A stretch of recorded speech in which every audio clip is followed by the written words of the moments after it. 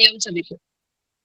आज हम लोग यूजीसी नीट जेआरएफ योगा दिसंबर 2025 जो हमारा बैच शुरू होने वाला है उसका आज हम लोग शुभारंभ करने वाले हैं, जिसमें आज आप लोगों के सामने आज अतिथिगण उपस्थित है जो योग के क्षेत्र में उनका अच्छा खासा अनुभव है और आज वो लोग आपको अपना अनुभव शेयर करेंगे। इसके साथ ही आपको इससे पता होगा कि हमारा जो बैच स्टार्ट होने वाला है वो 15 जुलाई 2025 से शुरू होने वाला है, यानी 2 दिन के बाद 15 जुलाई से आपके बैच शुरू होने वाले हैं, जो कि बिल्कुल फ्री है।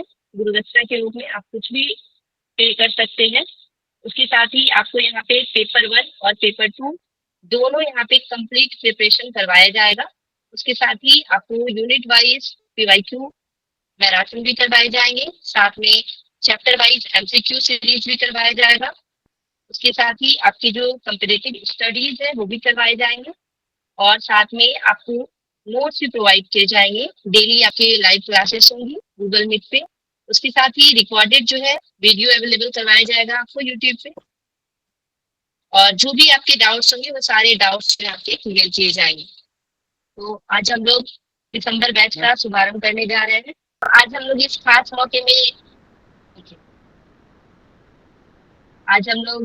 मौके पे हमारे साथ कई अनुभवी विद्वान और साथ में प्रेरणादायक योग शिक्षक जो है जुड़े हुए हैं, जो कि इस फील्ड में अच्छा खासा जो है अपना अनुभव रखते हैं और योग को इन्होंने अपने जीवन में मिशन बना लिया है और उस क्षेत्र में बहुत ऊंचे स्तर तक पहुंचे हुए हैं। तो सबसे पहले हम बुलाना चाहेंगे डॉक्टर तिलक राज मीना जी सर जी को बुलाना चाहेंगे, जो वर्तमान में गुरु घासीदास विश्वविद्यालय केंद्रीय यूनिवर्सिटी है, सेंट्रल यूनिवर्सिटी है बिलासपुर छत्तीसगढ़ के असिस्टेंट प्रोफेसर है और हमारे पुलिस सर के गाइड भी है। साथ में गोल्ड मेडलिस्ट रह चुके हैं, जेआरएफ क्वालिफाई है और शिक्षा और योग के क्षेत्र में इनका अनुभव अत्यंत समृद्ध है और आप सभी को उनसे मार्गदर्शन पाकर स्वयं को हम लोग भाग्यशाली समझते हैं। सर आपका स्वागत है, आप अपना मार्गदर्शन देंगे। पूजा मैडम और पुंडरिक सर ने जो ये बेड़ा उठाया है जो मैं की फ्री क्लासेस चलाने का, सभी विद्यार्थियों से आग्रह करूंगा कि इससे अधिक ज्ञान में अधिक से उनको शुभकामनाएं दूंगा इस बैच के धन्यवाद को। और मैं परिणीता मैम सिंह को बुलाना चाहूंगी। आप डिवाइन योगा एकेडमी रांची की डायरेक्टर है, इसके साथ ही Indian yoga association Jharkhand chapter की वाइस चेयरपर्सन भी है। आपका अनुभव, आपकी ऊर्जा और आपका नेतृत्व निश्चित ही हम सभी विद्यार्थियों को आगे बढ़ाने में प्रेरणा देंगे।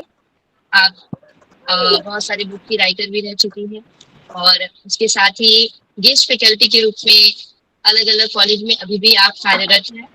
इसके साथ ही आपकी मैं स्टूडेंट रह चुकी हूँ स्कूल ऑफ योगा की, जहाँ पे आप गाइड फैकल्टी के रूप में कार्य कर चुकी है। तो मैम आपका स्वागत है, आप अपना मार्गदर्शन दें मैम। नमस्कार सभी को। सबसे पहले मैं बधाई देना चाहूंगी पूजा रानी जी को और पुंडलिक जी को, क्योंकि जिस ग्रुप में आप मतलब योगा ज्ञान जर्नी जिस ग्रुप से आप बच्चों को बता रहे हैं, पहले वाले जो अभी एग्जाम हो चुके हैं, और कंटिन्यूअस आप लोगों का जो प्रयास रहा सच में सराहनीय है। ये यंग जनरेशन योग को इतने अच्छे से प्रेजेंट कर रहे हैं और सभी चीजों को बारीकी से प्लेटफॉर्म पे लेके आ रहे हैं। मैं बहुत खुश हूँ, मुझे बहुत अच्छा लगता है और मैं अप्रिशिएट करती हूँ आप लोग के इतना ब्रिलियंट आइडिया कि इस में जहाँ पे लोग मतलब अपने तक सीमित रहते वहां आप इस तरह से अपने ज्ञान को खुद भी बढ़ा रहे पढ़ाने के द्वारा और दूसरे को भी दे रहे, सराहनीय कार्य। और जैसा कि मैंने देखा उसमें कि पेपर 1 और 2 दोनों आप कवर कर रही हैं, स्वाभाविक है। जैसे जैसे देख रहे कि समय बीतता जा रहा है, आप देख रहे हैं कि यूजीसी नेट और जेआरएफ योग के जो प्रश्न है वो ज्यादा कॉम्प्लिकेटेड होते जा रहे हैं, यानी आपके पास कंपटीशन ज्यादा है, चैलेंजेस ज्यादा है। तो सिर्फ स्टडी से नहीं काम होगा, बल्कि स्मार्ट स्टडी चाहिए।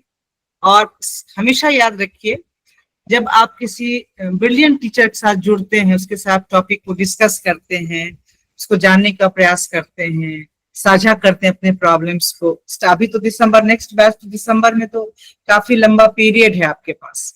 और जैसा कि मैं उस ट्यूब में देखती थी इस ग्रुप में कि एक एक प्रीवियस क्वेश्चंस को लेकर पूजा ने डिस्कस किया, उसके ऑप्शंस, हर ऑप्शंस पर विचार करना, डिस्कस करना कि कैसे, किस एंगल से सही होगा।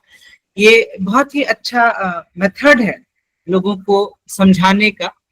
और क्योंकि आपके पास बहुत सारे टॉपिक हैं जो आपको कवर करने हैं, और सब अलग अलग, जैसे फाउंडेशन ऑफ योग है, एक अलग होगा, बेसिक योग टेक्स्ट आप पढ़ते हैं, फिर पातंजलि है, हठ योग है, थेरापेटिक योगा है, तो अलग अलग ब्रांच है, और सबको एक साथ लेके चलना।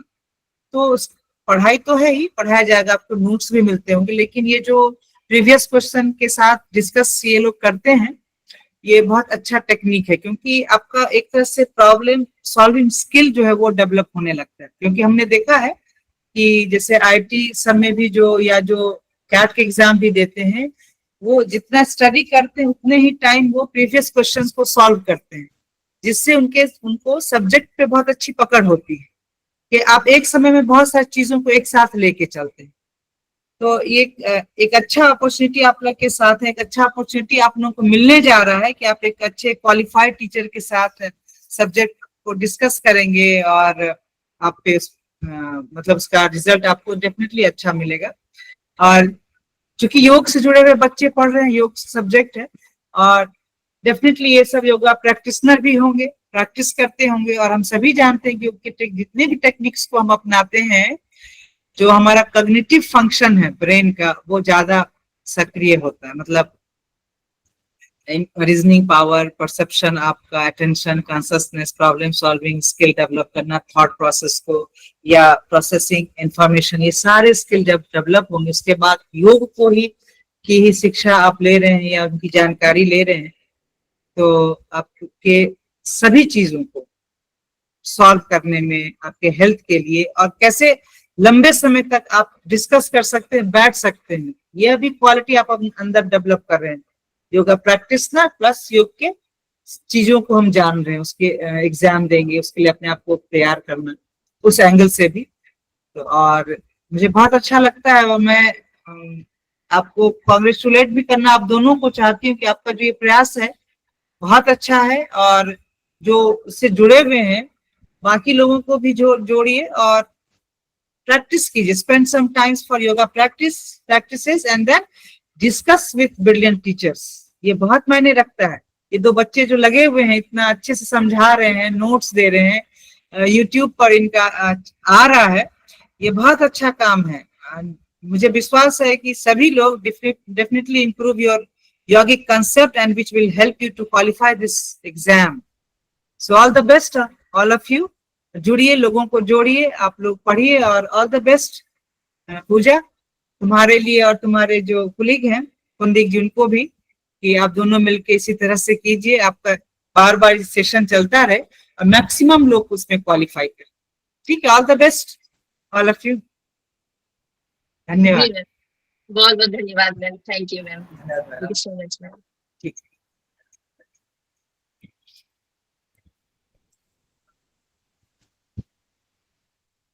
अब हम आप लोगों के सामने बुलाना चाहेंगे संतोषी मैम को।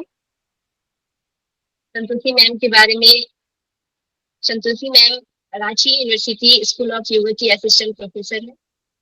उसके साथ ही आप एशियन योगा गोल्ड मेडलिस्ट रह चुकी है 2018 में, 5 बार नेशनल प्लेयर भी रह चुकी है। उसके साथ भी आप 6 टाइम नेट क्वालिफाई भी हैं, और अभी 3 बुक्स के राइटर रह चुकी हैं। उसके साथ भी आप जज के रूप में भी कार्य करती रहती हैं अलग अलग जगह पे। तो मैम, आपका अनुभव विद्यार्थियों को शारीरिक और मानसिक रूप से सशक्त बनाएगा। हम आशा करते हैं कि आपके साथ यह सफर बहुत ज्ञानवर्धक रहेगा। मैम, आप अपना मार्गदर्शन देना। हरिओम, प्रणाम सभी को। सबसे पहले तो मेरा दंडवत प्रणाम हमारी गुरु माँ यहाँ पर उपस्थित हैं, डॉक्टर परिणीता सिंह मैम, और उनके उनके उनके समकक्ष कुछ बोलना अभी से ही मेरा मुंह लड़खड़ा रहा है कि मैं कैसे हाउ आर बोलूं। You, how are you Santoshi, how are you? Uh प्रणाम ब्रिलियंट, मैम, प्रणाम ma'am. Brilliant teacher, very good, all the best. कैसी हो, ठीक है? हाँ मैम ठीक हूँ। Good good good. जी जी। और यहाँ पर उपस्थित त्रिलोक, मीना सर और हमारे बीच कमीना बेन पटेल मैम है, आपको भी मेरा नमस्कार। और मैं दो शख्स जो इस योग ज्ञान जर्नी के कहे कि जनक है, मैं उनका थोड़ा सा परिचय दे देना चाहूंगी। क्योंकि आप सभी जानते हैं कि योग ज्ञान जर्नी की नींव रखने वाले दो हमारे पास समर्पित मार्गदर्शक हैं। मैं उनको उन दो प्रेरणा स्रोत व्यक्तियों से परिचित कराना चाहूंगी, क्योंकि उन्होंने एक ऐसा प्लेटफॉर्म ढूंढा जो हमारे टेक्नोलॉजी को और हमारे जो अ, संस्कृति है उसको दोनों को एक जगह लाने का कार्य किया है। हम चाहे कहीं पे भी हों, गूगल मीट के द्वारा हम कहीं पर भी बैठ के कक्षा कर सकते हैं और अपने ज्ञान को बढ़ा सकते हैं। हम सभी, मैम ने जैसे कहा कि पढ़ तो सब रहे हैं लेकिन सिर्फ अपने लिए सोच रहे हैं, और ये दोनों शख्स जो है वो सिर्फ अपने लिए ना सोचकर ये हम सबके लिए सोचा। और बहुत ही प्राउड का विषय है कि ऐसे लोग हमारे बीच हैं जो दूसरे लोगों को प्लेटफॉर्म देने का कार्य कर रहे हैं।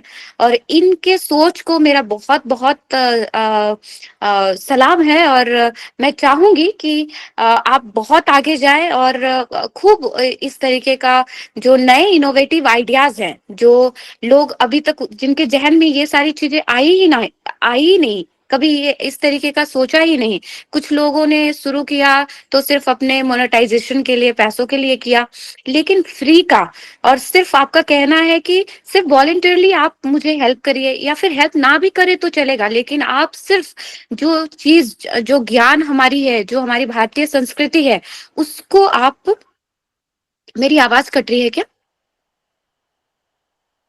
नो मैम, नो मेरी मैम। आवाज नो मैम। जी, ओके ओके। तो इस प्रकार का यदि हमारे बीच प्लेटफॉर्म आ रहा है तो ये हमारे लिए बहुत ही गर्व का विषय है। और मैं सबसे पहले पूजा मैम का परिचय देना चाहूंगी। वो जो है अभी वर्तमान में टीचर ट्रेनिंग कॉलेज भागलपुर में एज ए सहायक प्राध्यापिका के रूप में कार्यरत है। इन्होंने 4 बार नेट क्वालिफाई किया है, लगातार इन्होंने 4 बार नेट क्वालिफाई किया है, जो अपने आप में एक गर्व का विषय है।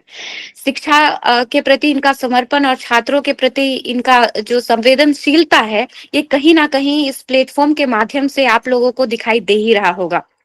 और दूसरे हमारे बीच पुंडलिक बुनद्दे जी, पहली बार मैं इनसे आज मिल रही हूँ। और इनका अपीयरेंस देख के ही मुझे लगा कि कुछ तो बात है इस शख्स में, जो जिनके जहन में ये चीजें आई। और आज इस प्लेटफॉर्म के माध्यम से आज हम लोग 60 लोग जुड़े हुए हैं, और 60 लोगों को जोड़ने का कार्य किया है। निश्चित रूप से ये आगे जाकर पूरे भारतवर्ष में ऐसे योग के जो साधक है, योग के जो विद्यार्थी है, छात्र छात्राएं हैं, उनको जोड़ने का कार्य करेंगे। ये अभी पीएचडी स्कॉलर है जीजी भी सेंट्रल यूनिवर्सिटी बिलासपुर में, और 3 बार नेट क्वालिफाई कर चुके हैं, साथ में ये जेआरएफ भी है। तो मैं सबसे पहले तो सर आपका बहुत बहुत धन्यवाद करूंगी कि आपने इतनी बार नेट क्वालिफाई किया। और इतनी बार नेट क्वालिफाई करने का मतलब ये है कि इनके पास इतने सारे आइडियाज हैं किस तरीके से क्वेश्चन सॉल्व करे। तो इस प्रकार के इनके पास बहुत सारे, बोलते हैं ना ट्रेजर, नॉलेज का पिटारा, तो इनके पास वो सारी चीजें हैं, टैक्टिक्स हैं कि मैं किस प्रकार से क्वेश्चन को सॉल्व कर सकूं, इस तरफ से नहीं हो रहा है तो दूसरे तरफ से कैसे करूं। तो इस प्रकार के हमारे बीच लोग हैं। और सर योग शास्त्र के, दर्शन के और व्यवहारिक पक्ष में बहुत ही गहरी पकड़ रखते हैं, जो आपके लिए जब आप योग की पढ़ाई करेंगे, जब ये सारे सिलेबस पढ़ेंगे, पेपर 1 पेपर 2 पढ़ेंगे, तो इन्हीं सारी चीजों का जो कॉम्बिनेशन है, मिक्सचर है, जो आपको क्वेश्चन में देखने को मिलेगा। वास्तव में ये दोनों शिक्षक जो हैं, इनका जो सोच है वो हमारे लिए सफल साबित होगा और हमारे समाज में एक प्रेरणा के स्रोत बनेंगे। मैं दोनों को बहुत बहुत बधाई देना चाहूंगी और मैं चाहूंगी कि ऐसे नित्य हमारे बीच इस प्रकार के और बहुत सारे आइडियाज हो सकते हैं। जैसे इनके पास बहुत सारे इनोवेटिव आइडियाज हैं कि क्वेश्चनिंग अभी नेट एग्जाम से पहले मैंने भी देखा कि बहुत सारे क्वेश्चन को बहुत अलग अलग तरीके से सॉल्व करने का जो टैक्टिक्स है वो बताया जा रहा था। तो कहीं ना कहीं ये हमारे लिए एग्जामिनेशन पास करने और चीजों को समझने के लिए बहुत ही अच्छा एक माध्यम है। तो आप दोनों को फिर से बहुत बहुत धन्यवाद। और कुछ चीजें जो है छात्र छात्राएं जो यहाँ पे उपस्थित है उन लोगों के लिए, क्योंकि मैंने भी 6 बार नेट क्वालिफाई किया, तो मैंने जाना कि जब आप नेट एग्जामिनेशन में बैठते हैं तो आपको हर बार एक नई चीजें जानने के लिए और समझने के लिए मिलते हैं। आप पेपर 1 में ही देखिए, पेपर 1 में जो 20 क्वेश्चन रहते हैं, सिर्फ हमारा टारगेट रहता है कि 20 से 30 क्वेश्चन ही सिर्फ हम सॉल्व करें। और किस प्रकार से करे, कौन कौन से पोर्शन करे, टीचिंग एप्टीट्यूड पढ़े या रिसर्च एप्टीट्यूड पढ़े या फिर हम लोग स्टैटिस्टिक्स पे ध्यान दे। तो कहीं ना कहीं ये जो प्लेटफॉर्म है वो बहुत बड़ा ये प्ले रोल करेगा कि आप चीजों को कॉन्सेप्चुअलाइज करें और चीजों को अच्छे से सोच समझ के चीजों को वहां पे अच्छा टिक करें, क्योंकि वहां पे सभी सिमिलरिटीज रहते हैं। सभी क्वेश्चन के सिमिलर मतलब जो आंसर रहते हैं वो एकदम सिमिलर सिमिलर लगेंगे आपको। आपको ए भी लगेगा, बी भी लगेगा, सी भी लगेगा, डी भी लगेगा, लेकिन क्या उसमें कौन से चीजों को हम अच्छे से सोच समझ के आंसर कर पाए, वो बहुत ज्यादा मैम ने कहा कि कॉग्निटिव एबिलिटीज इसमें बहुत ज्यादा डिपेंड करती है। जब हम लोग पढ़ाई करते हैं तो हम लोग क्वांटिटी पे नहीं जाना चाहिए, हम लोगों को हमेशा क्वालिटी बेस्ड पढ़ना चाहिए, क्योंकि नेट हमेशा क्वालिटी बेस्ड मांगता है। आप बहुत सारा पढ़ लेंगे, बहुत सारे बुक्स पढ़ेंगे, बहुत सारे आप योग के जितने भी टेक्सेस है वो पढ़ लेंगे, वो आपके लिए कोई काम नहीं आएगा। लेकिन अगर आपने बहुत अच्छे से नोट्स बनाया है, किसी चीज को बहुत अच्छे से कॉन्सेप्ट आपका क्लियर है, तो आपको वो काम देगा। तो दोनों शिक्षक जो है वो सभी चीजों में, सभी पेपर 1 में भी निपुण है, पेपर 2 में भी निपुण है। तो ऐसा मुझे लगता है कि आप सभी जितने लोग जुड़े हैं, और मैं आग्रह भी करूंगी सभी से जो लोग भी योग में एमए कर रहे हैं या आगे हायर एजुकेशन करना चाहते हैं, जेआरएफ क्वालिफाई करना चाहते हैं, नेट क्वालिफाई करना चाहते हैं, या फिर जो उनके यहाँ पे, जैसे हमारे यहाँ पे झारखंड एलिजिबिलिटी टेस्ट होता है, वो क्वालिफाई करना चाहते हैं, तो और आगे भी पीएचडी करना चाहते हैं, तो ये नेट क्वालिफाई करना आपके लिए बहुत आवश्यक है। और बहुत ध्यान से इसको पढ़ने का प्रयास करिए, क्योंकि हमारे पास अभी समय है। अभी 15 से जो हमारे क्लासेस शुरू हो रहे हैं, तो अभी आपके पास बहुत अच्छा समय है। क्योंकि जब लास्ट टाइम जो हमारे बीच अगर क्या कहते हैं 1 महीना से शुरू करे पढ़ाई करना या फिर 15 दिन करे, तो आपको उतना चीज नहीं सीख सकते हैं जो अभी आपको 6 मंथ में आप सीख सकते हैं। आप एक अच्छा सा आप क्योंकि टाइम टेबल ऑलरेडी बनाए ही होंगे पूजा जी और पुंडित जी ने कि कब पढ़ाई करना है, कैसे करना है। आपको सिर्फ यहाँ पे मैं चाहूंगी कि पूजा जी और पुंडित जी से आग्रह भी होगा कि आप जब बच्चों को पढ़ा रहे हैं तो सिर्फ पढ़ाना ही नहीं है, उनको क्या करना है कि उनका दिनचर्या भी कैसा होना चाहिए, क्योंकि आपको एक जगह पे कंसंट्रेट करना बहुत इंपॉर्टेंट है। मैं अपनी बात बताऊं, मैं अपनी एक छोटी सी कहानी बताती हूँ। टाइम है ना हमारे पास, तो मैं एक कहानी बताती हूँ। क्योंकि उस समय जब हम जिस एज में हैं अभी अभी क्या होता है कि हम क्लासेस लेना शुरू कर देते हैं, है ना। और क्लासेस लेने में क्या होता है, कभी हम दूसरे जगह जा रहे हैं, कभी दूसरे जगह जा रहे हैं, कभी पढ़ाई कर रहे हैं, तो क्या होता है हम कॉन्सेंट्रेट नहीं कर पाते हैं। अगर आपके पास गोल है, एम्बिशन है, तो आपको क्या करना पड़ेगा, आपको उस पैसा से जो एक क्लास से 5,000 मिल रहा है, 10,000 बहुत आवश्यक नहीं है, तो 6 महीना के लिए आप सभी चीजों को छोड़ दे और फिर पढ़ाई करना शुरू करें। आप जब तक कंसंट्रेट नहीं करिएगा, हमारे ग्रंथों में भी कहा गया है कि आपको एक जगह कंसंट्रेट करना पड़ेगा, है ना। आप अलग अलग जगह जाके योगाभ्यास करते हैं नित्य, मतलब हम लोग रोजाना अगर एक जगह पे अभ्यास करें, पढ़े, तो हमारा जो हमारा नॉलेज है, जो पॉजिटिविटी है, एक जगह पे कॉन्सेंट्रेट रहता है। वैसे ही नेट के एग्जामिनेशन में भी यही होता है।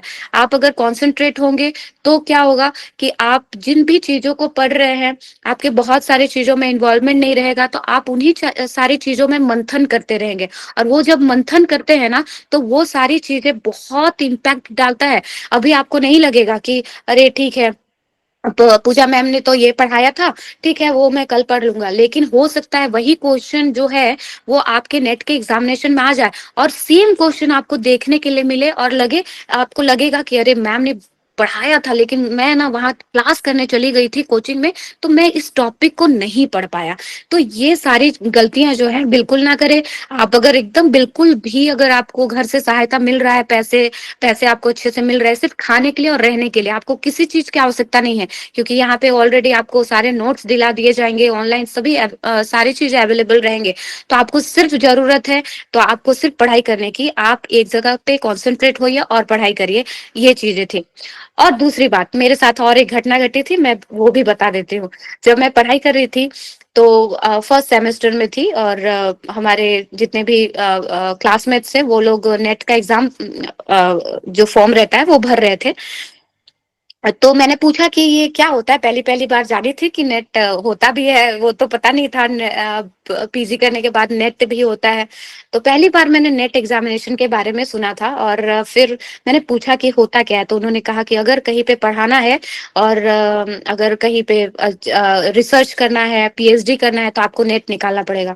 तो मैंने तो सोचा बहुत बड़ा एग्जाम है ये, तो हमसे नहीं होगा, है ना।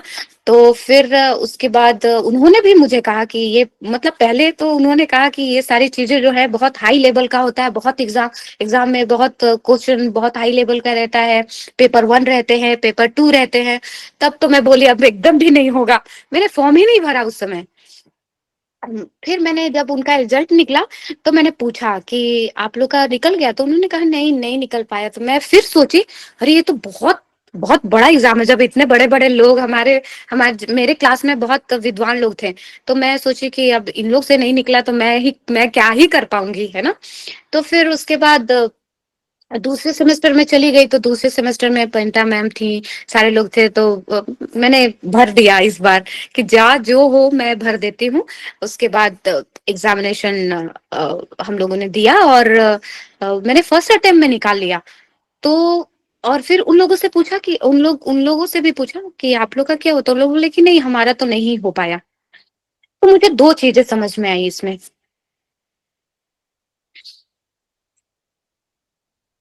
आवाज आ रही है मेरी?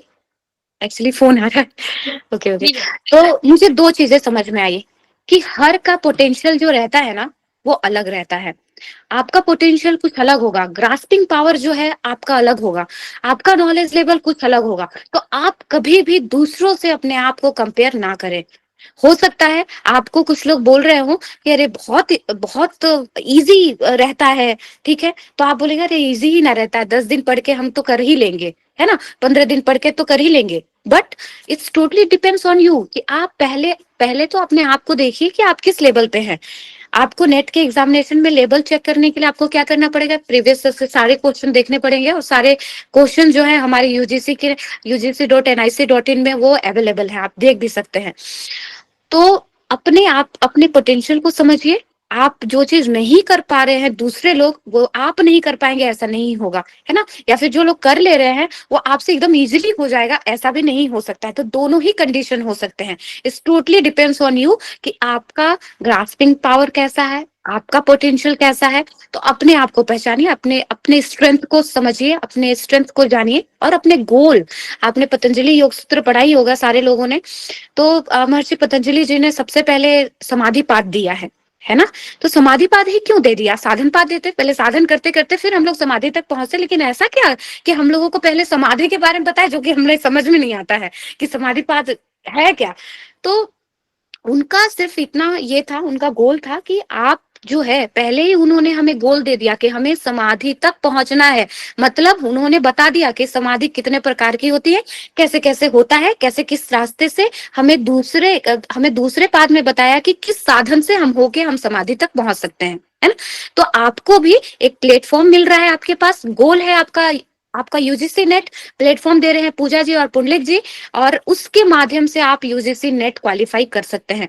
तो इतना सारा कॉन्सेप्ट आप अगर ध्यान में रखे, मन में रखे, और अब सिर्फ 4 ही महीना मांग रहे हैं पूजा जी और कुंडली जी, वो भी फ्री ऑफ कॉस्ट मांग रहे हैं। आपका सिर्फ समय चाहिए होगा और आपका जो कंसंट्रेशन है, आपका मन शरीर आत्मा है ना, वही सिर्फ चाहिए, बाकी कुछ नहीं चाहिए आपसे, है ना। आपके घर में क्या है, कुछ नहीं, कुछ भी नहीं चाहिए, है ना। तो मैं चाहूंगी कि आप जितना हो सके कोशिश करिए कि कंसंट्रेट होके पढ़ाई करें, ये सबके लिए बहुत अच्छा होगा। और हम लोग, परिणीता मैम खुद यहाँ पे है जो एनाटॉमी फिजियोलॉजी की, हमारे लिए तो मैं क्या ही बताऊं। और सर है यहाँ पे, त्रिलोक सर है यहाँ पे हमारे बीच, और फिर कोमला बहन मैम है। तो ये सारे जितने लोग भी यहाँ पे हैं, वो लोग का भी मार्गदर्शन मिलेगा। यदि ऐसा कहीं पे लग रहा है कि मार्गदर्शन चाहिए, तो हम लोग मेक श्योर आपको करेंगे कि हमारा जो मार्गदर्शन है वो मिलेगा। आप लोगों से भी हमें बहुत कुछ सीखने मिलेगा। आप जितना भी चीजें ग्रास्प करेंगे वो बहुत अच्छा होगा आपके नेट के एग्जामिनेशन के लिए। और जितने पोटेंशियल है वो पूरा लगा दीजिए। सिर्फ 4 महीना, 4 महीना के बाद आप जेआरएफ होंगे, और टारगेट बना लीजिए इन्हीं सारी चीजों को, तो आपके लिए बहुत इजी हो जाएगा। मॉक टेस्ट देते रहिए, जो भी प्रैक्टिस करवाए जा रहे हैं क्लास में वो करते रहिए। और डेली बर्डन नहीं लेना है आपको, सिर्फ जितनी चीजें बताई जा रही है ना, आज आज दो ही सूत्र के बारे में बताया गया, सिर्फ 2 ही सूत्र पढ़िए, आपको और बर्डन देने की आवश्यकता नहीं है। लेकिन उस सूत्र के बारे में, उस चैप्टर के बारे में आप पूरे तरीके से आप निपुण हो जाइए, वो एक टारगेट होगा। और यूजीसी नेट सभी लोग क्वालिफाई करें और सबका जेआरएफ हो जाए, ये मेरी शुभकामनाएं हैं। यही शुभकामनाओं के साथ तो बहुत बहुत धन्यवाद, आप लोगों ने मुझे यहाँ पर इनवाइट किया और मुझे बोलने का मौका दिया, कुछ मार्गदर्शन दे पाई। और अगर भविष्य में इस प्रकार का कभी भी जरूरत पड़े हमारी, तो हम आपके साथ हैं। बहुत बहुत धन्यवाद। Thank you ma'am, thank you so much. धन्यवाद मैम, आपका बहुत बहुत। आज बहुत मोटिवेट हो गया मैम आपसे तो।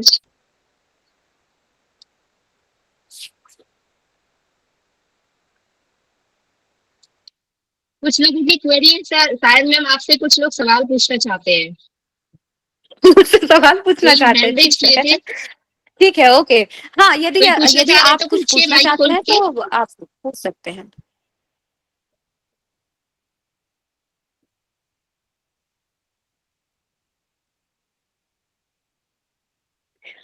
और देखिए, हमारे हमारे बीच ना बहुत सारे प्लेटफॉर्म हैं, जिसके माध्यम से हम अपने करियर, और एक अच्छा अपॉर्चुनिटी हमारे योग के रूप में आया है।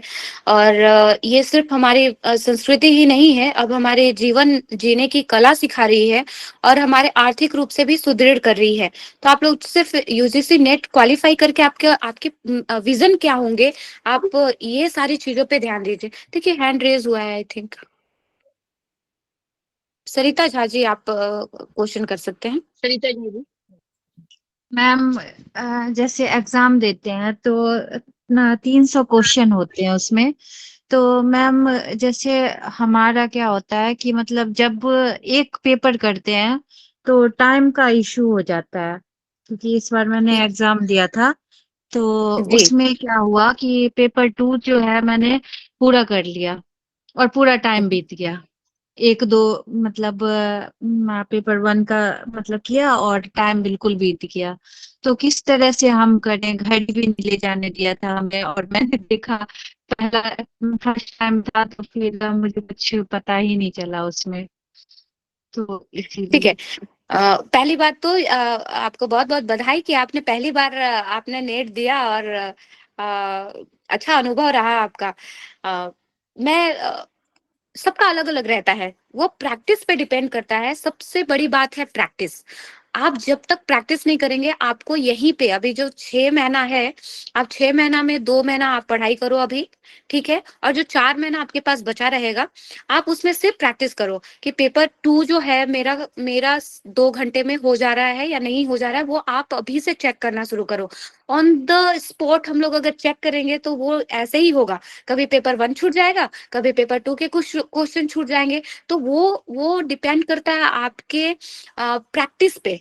और वो प्रैक्टिस आपका कैसे होगा, वो सारे क्वेश्चन जो प्रीवियस ईयर क्वेश्चन जो थे, वो कितने देर में बन रहे हैं, आपको टारगेट बेस्ड पढ़ाई करना पड़ेगा। बहुत सारे लोग पढ़ तो रहे हैं, बहुत सारे चीजें पढ़ लिया, एकदम टाइम भी निकल गया, लेकिन जब वो जब क्वेश्चन बना रहे हैं तो वो सारे क्वेश्चन तो उनके पढ़ाई में था ही नहीं। तो जब हम जो बोलते हैं ना मुद्दा से भटक जाना, तो मुद्दा से अगर भटक जाएंगे तो वो क्वेश्चन नहीं मिल पाएंगे हमें। तो अभी से जब आप क्वेश्चन पे काम करेंगे, अभी पूजा जी और पुंडलिक जी आपको क्वेश्चन बेस्ड पढ़ाएंगे, है ना। आप लोगों को किस प्रकार के क्वेश्चन आते हैं, किस चैप्टर से किस प्रकार के क्वेश्चन आते हैं। मान लीजिए पतंजलि योग सूत्र का एक सिर्फ क्षीण वृत्ते विजात से वो मने ग्रहित ग्रहण गाय सुतजस तजंता समापति, एक सिर्फ एक छोटा सा श्लोक दे दिया और बीच का कुछ छोड़ दिया, ठीक है। अब ये तो आप पे डिपेंड करता है ना कि ये जो श्लोक है उसको याद करके कैसे जाना है। पतंजलि योग सूत्र के कहीं से भी कोई भी श्लोक उठा के दे देंगे, तब तो वहां पे आपको सोचने में समय लगेगा, उसमें आपका टाइम निकल जाएगा। तो जो पतंजलि योग सूत्र है, जो एकदम कंठस्थ करने वाले चीजें जो है, जो देखे और सिर्फ बन जाए, तो ऐसे क्वेश्चन जो रहते हैं वो क्वेश्चन को आप अभी से अपना होमवर्क कंप्लीट कर ले। ये सारे आपके होमवर्क है, वहां पे आपको ऑन द स्पॉट इसके आंसर नहीं मिलेंगे जब तक आप उसको रट के ना जाए या फिर याद करके ना जाए। तो ऐसे ही में हमारा टाइम खत्म होता है। जैसे एनाटॉमी फिजियोलॉजी में आपने कुछ पढ़ा, ठीक है, डाइजेस्टिव सिस्टम का, आपको पूछ दिया कि माउथ में किसका डाइजेशन होता है, ठीक है। अब आप उसका डाइजेशन, आपको ये सारे फैक्ट्स हैं, और योग में सिर्फ फैक्ट्स चीजें दी गई हैं। कोई भी आपको जैसे साइकोलॉजी वगैरह रहता है, वो उसमें आप सोच समझ के कुछ लिख सकते हैं। पेपर 1 के कुछ क्वेश्चन जो रहते हैं, आप उसमें सोच समझ के कुछ लिख सकते हैं, मतलब वहां पे हो सकता है तुक्का मार दे तो सही हो जाएगा। बट क्या होता है, योग में सिर्फ फैक्चुअल चीज रहते हैं, आपको वो चीजें याद होनी ही चाहिए। अगर जब वो चीजों के बारे में आप सोचेंगे समझेंगे, तो वो चीजें क्या होंगी, आप जब देख रहे हैं तो उसका अगर ऑप्शन देख लिया है, क्वेश्चन पढ़ लिया आपने, तो तुरंत आपको मिल जाएंगे अगर वो आपके दिमाग में है। तो ये सारी चीजों को याद करने वाले चीजों को आप पूरे तरीके से मेमोराइज कर लीजिए। ये मेमोराइज नहीं होंगे तो आपके टाइम तो जाएंगे ही जाएंगे। इसलिए अभी से ध्यान रखिए कि जिन चीजों को याद करना है उसको अभी से पूरा पूरा कंठस्थ कर लीजिए, रट लीजिए, जो भी कहा जाए। आप एक तरीका भी बना लीजिए, जैसे बहुत सारे हमारे उपनिषद हैं, तो उपनिषद में बहुत सारे आपको टेबल्स मिलेंगे, या फिर आप सिद्ध सिद्धांत पद्धति पढ़ रहे हैं, उसमें बताया गया है कि पिंड के बारे में बताया गया, तो अलग अलग पिंड है ना। तो वो अलग अलग पिंड होते हैं, ये आपको फैक्चुअल्स है ना। ये सब कहीं से आपको लॉजिकल नहीं है। तो ये सारी चीजों को क्या करना पड़ेगा, आपको याद करना पड़ेगा। तो सबसे बड़ी बात, सबसे ज्यादा जोर देना है कि आपको याद करने हैं। आपको याद करेंगे तभी आपका टाइम कंजप्शन कम होगा। जब तक याद नहीं करेंगे आपका टाइम जाएगा, ठीक है। तो याद करना एक बड़ा कठिन विषय है, लेकिन हम लोग इसको बार बार रिपीट करें तो याद हो जाएगा, वैसा कोई दिक्कत नहीं है। और उसमें भी देखिए, अगर आप एक चैप्टर पढ़ रही हैं तो उसमें किस किस प्रकार के क्वेश्चन आ सकते हैं, एक टॉपिक पढ़ी तो किस किस प्रकार के क्वेश्चन आ सकते हैं, जो पूजा जी और पुंडित जी आपको कराएंगे इस ये पे, तो आपको कोई दिक्कत नहीं होगा। होप आपको क्वेश्चन का आंसर मिल गया होगा। जी मैम। एक और धन्यवाद। कोई है, एक और सवाल पूछना चाह रहे हैं? जी, देखिए क्या नहीं, देखिए बताइएगा।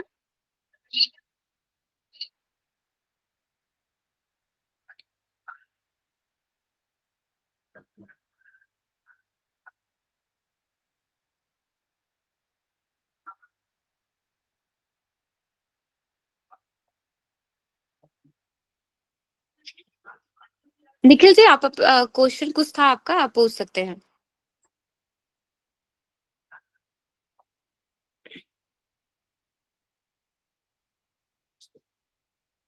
अनम्यूट कर लीजिए आप।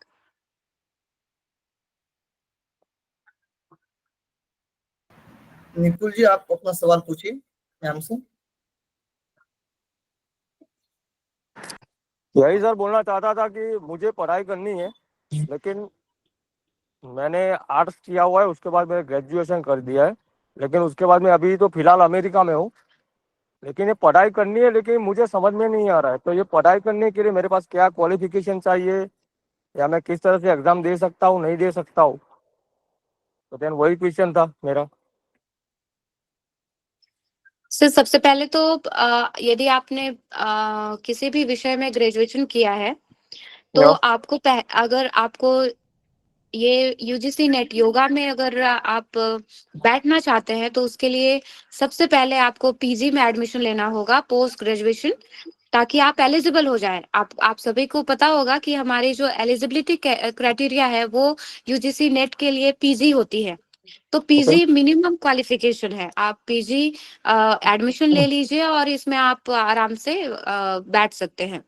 तो अगर आप वहाँ पे हैं तो पता नहीं, मुझे यहाँ पे लगता है कि इग्नू और बहुत सारे ऐसे प्लेटफॉर्म हैं जो ओपन यूनिवर्सिटीज हैं, वहां से आप डिस्टेंस कोर्स कर सकते हैं, क्योंकि अभी योग में एक पूरी तरीके से इसे कैंपस बेस्ड नहीं किया गया है, तो कहीं कहीं पे ओपन है। तो आप वहाँ पे भी एडमिशन लेके वहाँ पे भी एडमिशन लेके आप वहाँ पे प्रिपरेशन कर सकते हैं, और ये तो बहुत लेकिन अच्छा है। मैं अमेरिका में हूँ, लेकिन मैं इंडिया में, अमेरिका में रह के भी इंडिया में एडमिशन लेके मैं यहाँ से एग्जाम दे सकता हूँ। वहाँ पे कोई भी यूनिवर्सिटी हो या कुछ भी हो, मतलब समथिंग कोई भी किसी भी सब्जेक्ट पे मैं पढ़ रहा हूँ, सो देन मैं एग्जाम तो दे ही सकता हूँ ऑनलाइन। ऑनलाइन एग्जामिनेशन सर आपको सेंटर पे आके देना पड़ेगा। आप जहाँ पे फॉर्म भरेंगे ना, तो फिर आपको सेंटर्स दिए जाते हैं। आप सेंटर आपको इंडिया का ही मिलेगा, आपके सिटी का ही मिलेगा, तो आपको वहां से आके देना पड़ेगा। और सबसे पहले तो उसके लिए एडमिशन लेना पड़ेगा आपको पीजी में। और ये तो अच्छा प्लेटफॉर्म है कि आप तैयारी कर सकते हैं, अभी से आप योग का तैयारी कर सकते हैं कि आप गूगल मीट में चल रहा है तो आप कर सकते हैं। बट हमारे बीच अभी दिक्कत ये है कि आपके पास पीजी आप इनरोल्ड नहीं है। तो आप मुझे बताएं कि मुझे आपको ये जो क्लास के लिए फीस कैसे पे करनी है, क्या करना है, किस तरह से करना है, बिकॉज आई डोंट नो, क्योंकि मैं जानता नहीं हूँ। आप पूजा जी से और पुंडलिक जी से पर्सनली एक बार कांटेक्ट कर लीजिएगा। पूजा जी और पुंडलिक जी, आप लोग भी उनसे एक बार कांटेक्ट कर लीजिएगा, एक बार अच्छे से उनको समझा दीजिएगा। क्योंकि इसमें प्रॉब्लम बस इतना है, क्योंकि मैं अमेरिका में रहता हूँ, मैं हूँ गुजराती, मैं हिंदी बोल सकता हूँ, लिख सकता हूँ, पढ़ सकता हूँ, लेकिन अच्छे से बोल नहीं पाता हूँ। मतलब कि कैसे एक्सप्लेन हिंदी में करते हैं, सो देन वो मुझे नहीं पता। ठीक है सर, आपसे पूजा जी और पुंडलिक जी आपसे पर्सनली कांटेक्ट कर लेंगे। धन्यवाद। जी धन्यवाद मैम। जी सर। धन्यवाद मैम आपका, आपने इतना लोगों को आज ऊर्जावान कर दिए है। तो मैम आपको बहुत बहुत थैंक यू सो धन्यवाद। मच। आप ऐसे ही हमारे योग ज्ञान जर्नी परिवार में हमेशा कभी न कभी आते रहे और अपना मार्गदर्शन शेयर करते रहे मैम। बिल्कुल, थैंक यू सो मच। धन्यवाद मैम आपका। Thank you.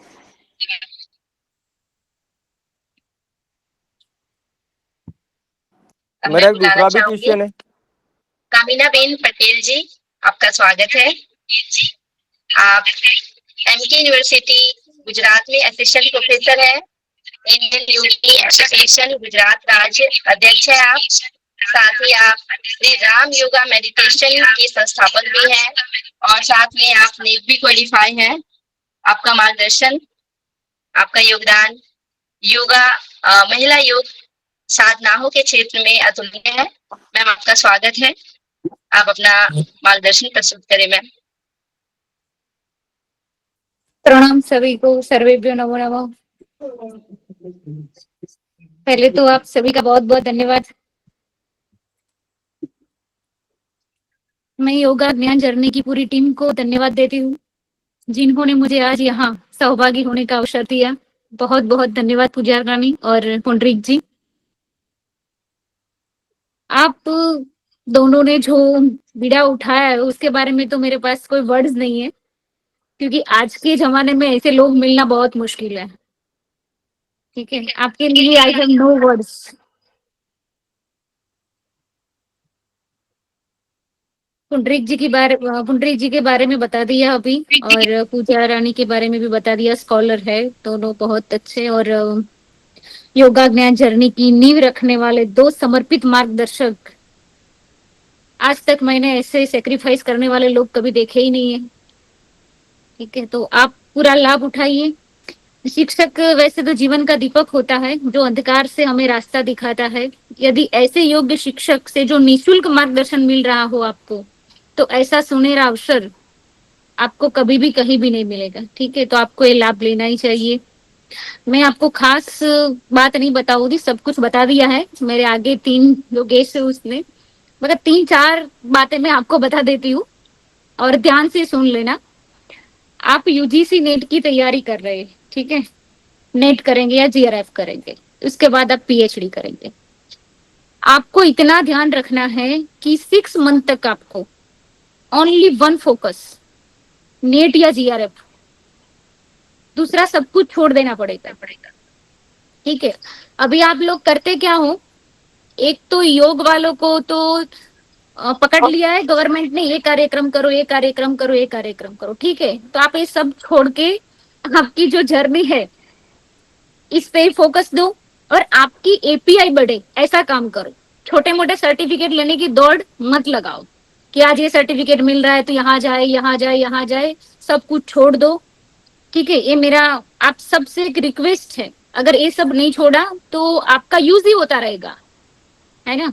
जब तक नेट क्लियर नहीं करते, जीआरएफ क्लियर नहीं होता, तब तक दूसरा सब कुछ छोड़ दो। और यहाँ जो पुंडरीक जी पढ़ा रहे, पूजा मैम पढ़ा रहे हैं, वो सब कुछ जो नोट्स देंगे आपको, इस पे ही फोकस करो। और एपीआई क्या होता है वो आपको बता दूं मैं, जिसे हम एकेडमिक परफॉर्मेंस इंडिकेटर कहते हैं। यूजीसी की वेबसाइट पे आपको मिल जाएगा। हर चीज की मार्क्स होती है। जैसे आप नेट क्लियर करोगे तो 5, जीआरएफ क्लियर करते हो तो 10, ऐसे ही आपको पीएचडी क्लियर करते हो तो 30, एक रिसर्च पेपर के 2, ऐसे आपको 5 रिसर्च पेपर करने हैं। इसके बाद बुक्स के 1 बुक के 5, ऐसे एपीआई बढ़ाते बढ़ाते आप आगे आओगे तो आपको गवर्नमेंट में असिस्टेंट प्रोफेसर बनने के लिए सुनहरा अवसर मिलेगा। ठीक है, तो इधर इधर भागने की कोई जरूरत नहीं है, अपने पे फोकस करो। और आप तो योगी हो, है ना। योग ही एक ऐसा सब्जेक्ट है जो नेट पास करने के साथ साथ आपको, आप जब नेट के पास करने के बाद जब प्रोफेसर बनोगे ना, तो एक और शिक्षक की जिम्मेदारी से ज्यादा जिम्मेदारी आपकी बन जाती है, क्योंकि आप योग प्रोफेसर कहलाओगे और आपका जो वाणी वर्तन जो है वो और शिक्षक से अलग ही होगा। ठीक है, तो समाज को भी आपके पास से बहुत ज्यादा उम्मीद है कि नहीं, ये तो योग टीचर है, इसके पास तो सब कुछ होगा, है ना। तो आप 3 चीज में निपुण बनते हो, शास्त्र में भी और टीचिंग में भी। तो आपको बस मैं वही कहना चाहती हूँ कि आप अपनी एपीआई बढ़ाओ और सब कुछ छोड़ दो। 6 मंथ तक, जब तक आप प्रोफेसर की नेट या जीआरएफ क्लियर नहीं कर लेते या आपकी पीएचडी की जर्नी फिनिश नहीं होती, तब तक आप इधर उधर भटकना छोड़ दो। ये मेरा स्पेशली आपसे एक रिक्वेस्ट है। ठीक है, और मैं ज्यादा तो आपसे नहीं कुछ कहूंगी। और हर किसी को कुछ भी जरूरत हो आगे पढ़ाई के लिए, मैं इसके पीएचडी के बाद क्या करूं, पोस्ट पीएचडी कैसे करे, कैसे बुक पब्लिश करे, कैसे रिसर्च पेपर पब्लिश करे, कुछ भी जरूरत हो तो पूजा मैम का कांटेक्ट करो, मेरा करो, पुंडरीक जी से पूछो, मेरा कांटेक्ट नंबर ले लेना, मैं आपके साथ ही हूँ। वैसे तो मैं हूँ गुजरात से, मगर मेरा भी बस ऐसा ही कुछ है, आप सबके साथ ही हूँ। आपको जो भी जरूरत है मुझे कॉल कर देना, ठीक है, मैं आपको बता दूंगी, मगर इधर इधर मत भटको। और लास्ट मेरा संदेश इतना ही है कि योग सिर्फ पोस्चर नहीं है, आपकी पर्सनालिटी है। और नेट सिर्फ एग्जाम नहीं है, आपके समर्पण का प्रमाण है। और शिक्षक सिर्फ डिग्री नहीं है, समाज का दर्पण होता है। तो आप सभी को बहुत बहुत शुभकामनाएं, धन्यवाद, बहुत बहुत धन्यवाद।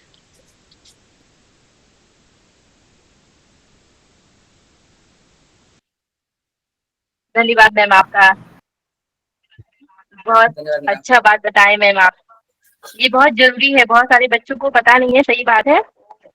बहुत लोग पर्सनल क्लासेस भी लेते हैं, बहुत सारे बच्चे ऐसे हैं और उनको मतलब पैसा भी अच्छा खासा अर्न कर लेते हैं, लेकिन एक समय आता है जब लगता है कि कभी कभी ऐसा होता है कि क्लासेस नहीं मिलते हैं और फिर लगता है कि हम कहाँ जा रहे हैं, बाकी लोग नीट क्वालिफाई कर रहे हैं, किसी अच्छे प्रोफेशन में जा रहे हैं और वो क्या है कि वहीं की वहीं लटके रह जाते हैं।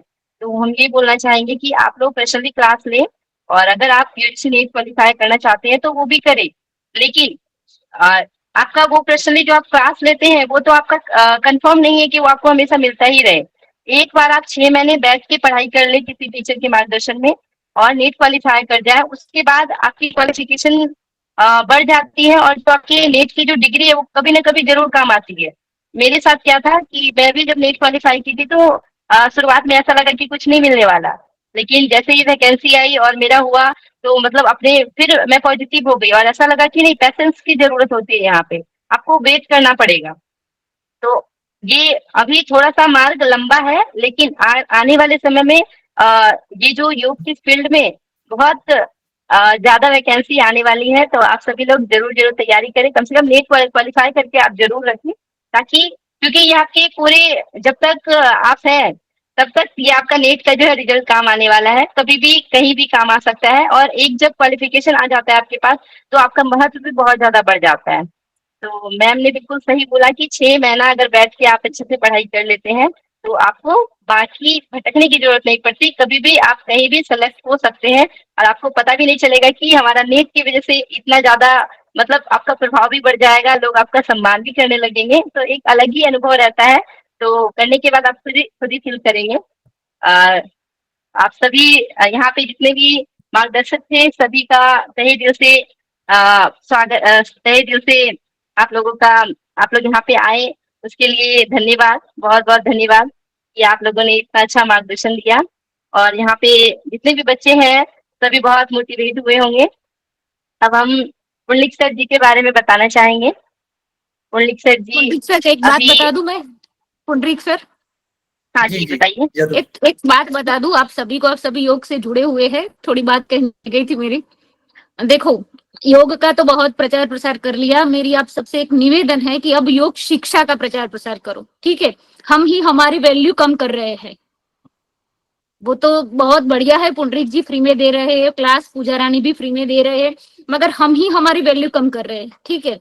तो मेरी आप सबसे रिक्वेस्ट है कि बस वैसे ही कोई बोल दे कि हमें ये कराओ, तो चौराहे पे अपना योग का प्रदर्शन मत करो, हमारी वैल्यू बढ़ाओ। योग शिक्षा कोई सामान्य नॉलेज नहीं है, ब्रह्म विद्या है, ठीक है।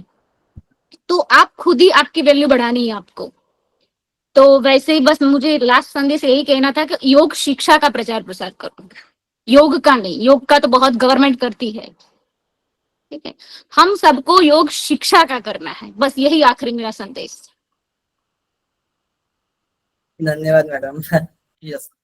अब मैं पुंडलिक सर जी का स्वागत करना चाहूंगी। आप गुरु Ghasidas university Bilaspur PhD scholar हैं, साथ में 11 फोल्डर हैं, 3 टाइम नेट क्वालिफाई है और हमेशा एग्जाम देते भी आए हैं। और साथ में सर का पढ़ाने का एक्सपीरियंस भी ऑनलाइन 4 साल से सर रेगुलर पढ़ा रहे हैं, तो अच्छा खासा एक्सपीरियंस है। सर को कभी कभी योग की डिक्शनरी भी लोग बोल देते हैं। तो अभी सर बहुत ज्यादा अनुभव सर के पास बहुत ज्यादा है। तो अभी सर मार्गदर्शन करेंगे आप लोगों को। सभी आदरणीय यहाँ पर मौजूद अतिथि मार्गदर्शकों एवं प्रिय विद्यार्थियों को मेरा हार्दिक अभिनंदन, नमस्कार। मेरा नाम पुंडलिक बुरांडे है। मैं पीएचडी स्कॉलर जेजीयू बिलासपुर में अभी करंट में हूँ। एक केंद्रीय विश्वविद्यालय है, इसमें मैं अध्ययनरत हूँ। साथ ही मैंने यूजीसी नेट 3 बार क्वालिफाई किया है और मैंने जेआरएफ क्वालिफाई किया है। और मुझे यहाँ आज बताते हुए ये गर्व हो रहा है कि आनंद हो रहा है कि योग ज्ञान जर्नी नामक इस मिशन की जो शुरुआत हमारी आदरणीय पूजा मैम और मेरी साजिश से हुई है, जिसमें हम दोनों ने मिलकर एक ऐसा एक मंच तैयार किया है छात्रों के लिए, जो योग में नेट जेआरएफ की तैयारी करवाने के लिए निःशुल्क तैयारी के लिए आप लोगों के लिए एक सुनहरा अवसर है। तो आप लोगों को जरूर इसका लाभ उठाना चाहिए। ज्यादा कुछ नहीं कहूंगा मैं अभी। आज यहाँ पर जो उपस्थित जो हमारे आज विशेषज्ञों का मार्गदर्शन आप सभी को मिला, जिसमें doctor Tilakraj Meena sir, Praneeta Singh ma'am ji और हमारी संतोषी कुमारी साहू मैम और कामिना बेन पटेल मैम, इन सबका धन्यवाद कहना चाहते हैं कि उन्होंने अपना अनमोल वक्त दिया है हम सबके बीच में। आप सभी इनसे मोटिवेट हुए होंगे, ऐसा प्रतीत हो रहा है मुझे। और सभी की उपस्थिति बहुत संख्या में है, मतलब अच्छी खासी संख्या में है। सभी लोग एक कंसस होकर, डेडिकेट होकर आप उपस्थित हो और आनंद ले रहे हो और समझ पा रहे हो कैसे क्या होता है ना। कुछ लोग तो नए भी लोग होते हैं नेट की तैयारी करने वाले, और कुछ लोग दे चुके भी है, कुछ 2-3 बार भी दे चुके होंगे नेट की तैयारी, फिर भी क्लियर नहीं हुआ होगा, है ना। तो कुछ लोग इस उम्मीद से भी आए हैं कि चलो इस बार तो हमारा हो सकता है करके, ठीक है। तो जरूर आप कंसिस्टली रेगुलर तैयारी करोगे। अभी फिलहाल 5 मंथ है हमारे पास, तो 5 महीने आप कंटिन्यू तैयारी करोगे तो आपको वो जो सफलता है वो आपको प्राप्त होगी, इसमें निस्संदेह आप लोग रहिएगा। ओके चलिए, तो सभी किन्हीं को कुछ आप में से डाउट हो तो आप लोग शेयर कर सकते हैं। किन्हीं को भी कुछ किसी भी प्रकार का डाउट हो, संदेह हो, और क्लास के बारे में नहीं समझ में आया है या फिर बाकी अन्य चीजों के बारे में आप लोग पूछ सकते हैं। यहाँ पर अभी 48 लोग मौजूद हैं, है ना, साधक और साधिकागण, तो आप अपना बात अपनी रख सकते हैं।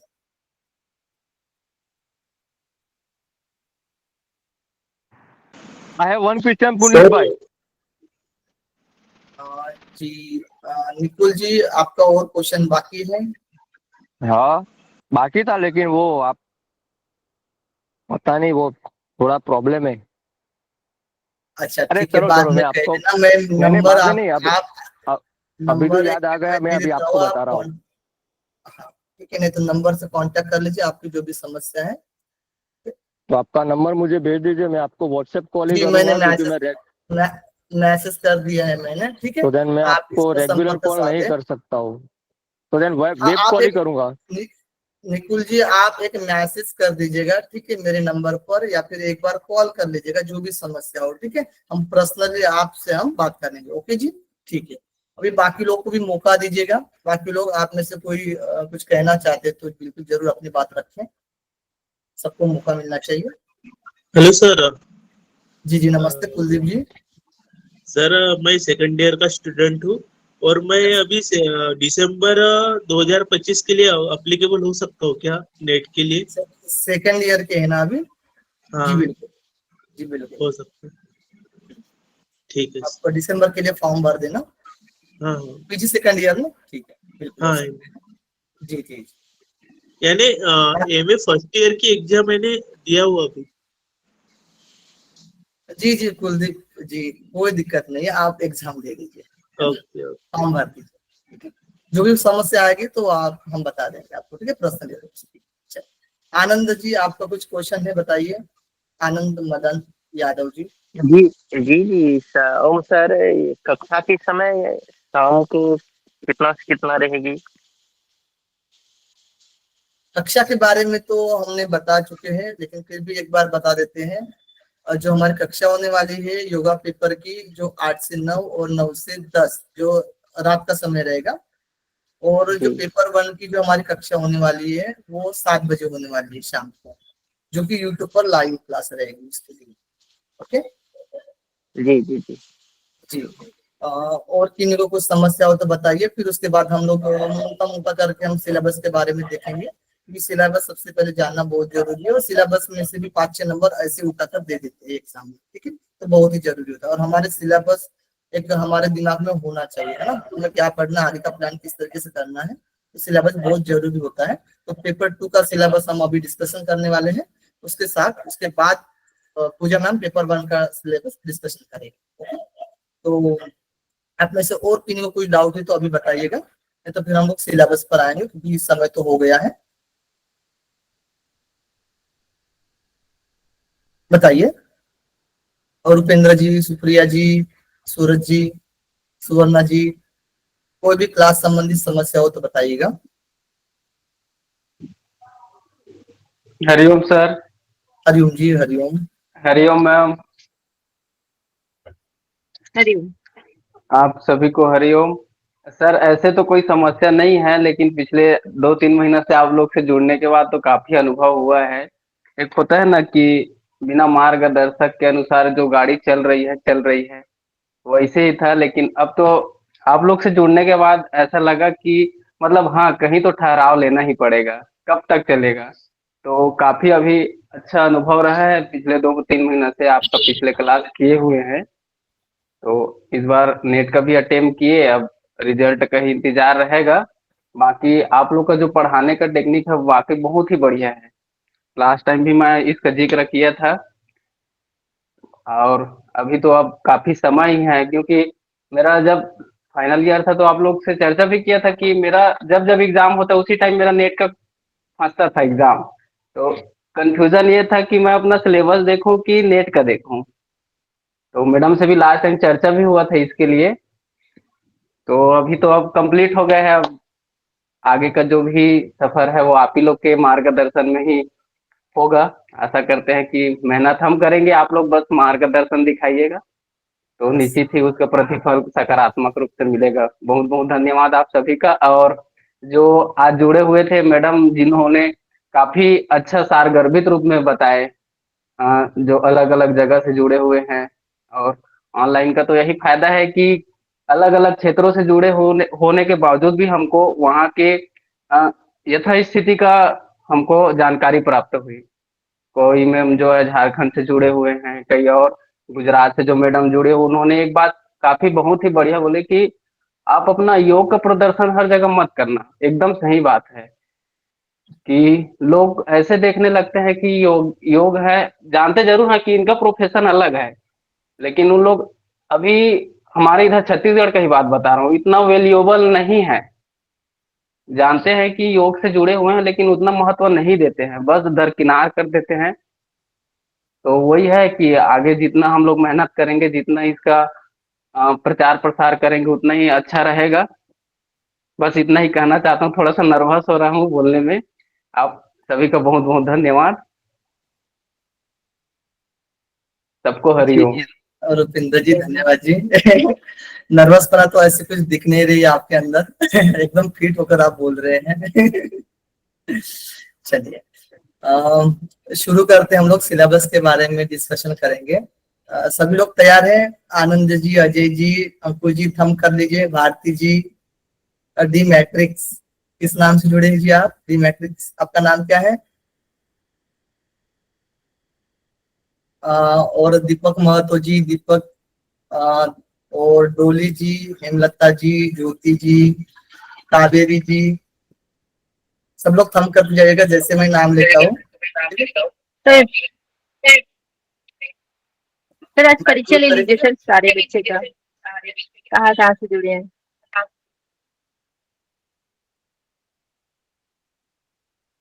आज फिर डिस्कशन नहीं हो पाएगा सिलेबस का। एक बार बताइएगा, आप सभी बताइए कि सिलेबस का डिस्कशन आज करें या फिर आप सभी अपना अपना एक परिचय देंगे? सर आप सिलेबस डिस्कस कर लेते हैं सर। हाँ सर, सिलेबस डिस्कस कर लेते हैं, परिचय तो हो जाएगा सर। हाँ जी बिल्कुल। चलो इंट्रोडक्शन तो मतलब अभी 6 महीने साथ में, तो इंट्रोडक्शन तो रोज ही होगा। चलिए, हाँ लेकिन एक प्रॉपर रूप से भी लेंगे, कोई बात नहीं, कल ले लेंगे लगे तो, है ना। और एक सबसे पहले मैं एक चीज दिखाना चाहता हूँ आपको, ठीक है। हम किस तरीके से तैयारी करने वाले, उसके बाद जस्ट हम सिलेबस पर आएंगे, ठीक है। थोड़ा सा आपको अच्छा लगेगा क्योंकि अभी रुपेंद्र जी बोल रहे थे कि सर स्क्रीन बड़ी कीजिएगा प्लीज आप। जी जी जी हाँ, एक मिनट जस्ट वेट, मैं कर रहा हूँ। आप लोग को पहले मैं कंटेंट दिखा देता हूँ। जैसे रुपेंद्र जी अभी बोले तो मुझे याद आ गया, तो आप लोग को एक ओवरव्यू दिखा देता हूँ किस तरीके से हम लोग स्ट्रैटेजी बनाए हैं और पढ़ाने वाले हैं, ठीक है। उसके बारे में हम आपको बताएंगे और उसके बाद हम लोग जो सिलेबस है उसके बारे में हम लोग डिस्कशन करने वाले हैं। ओके जी, तो सब लोग एक्टिव रहिए, सभी ध्यान रखिएगा, एक्टिव रहना है सभी को। एक मिनट,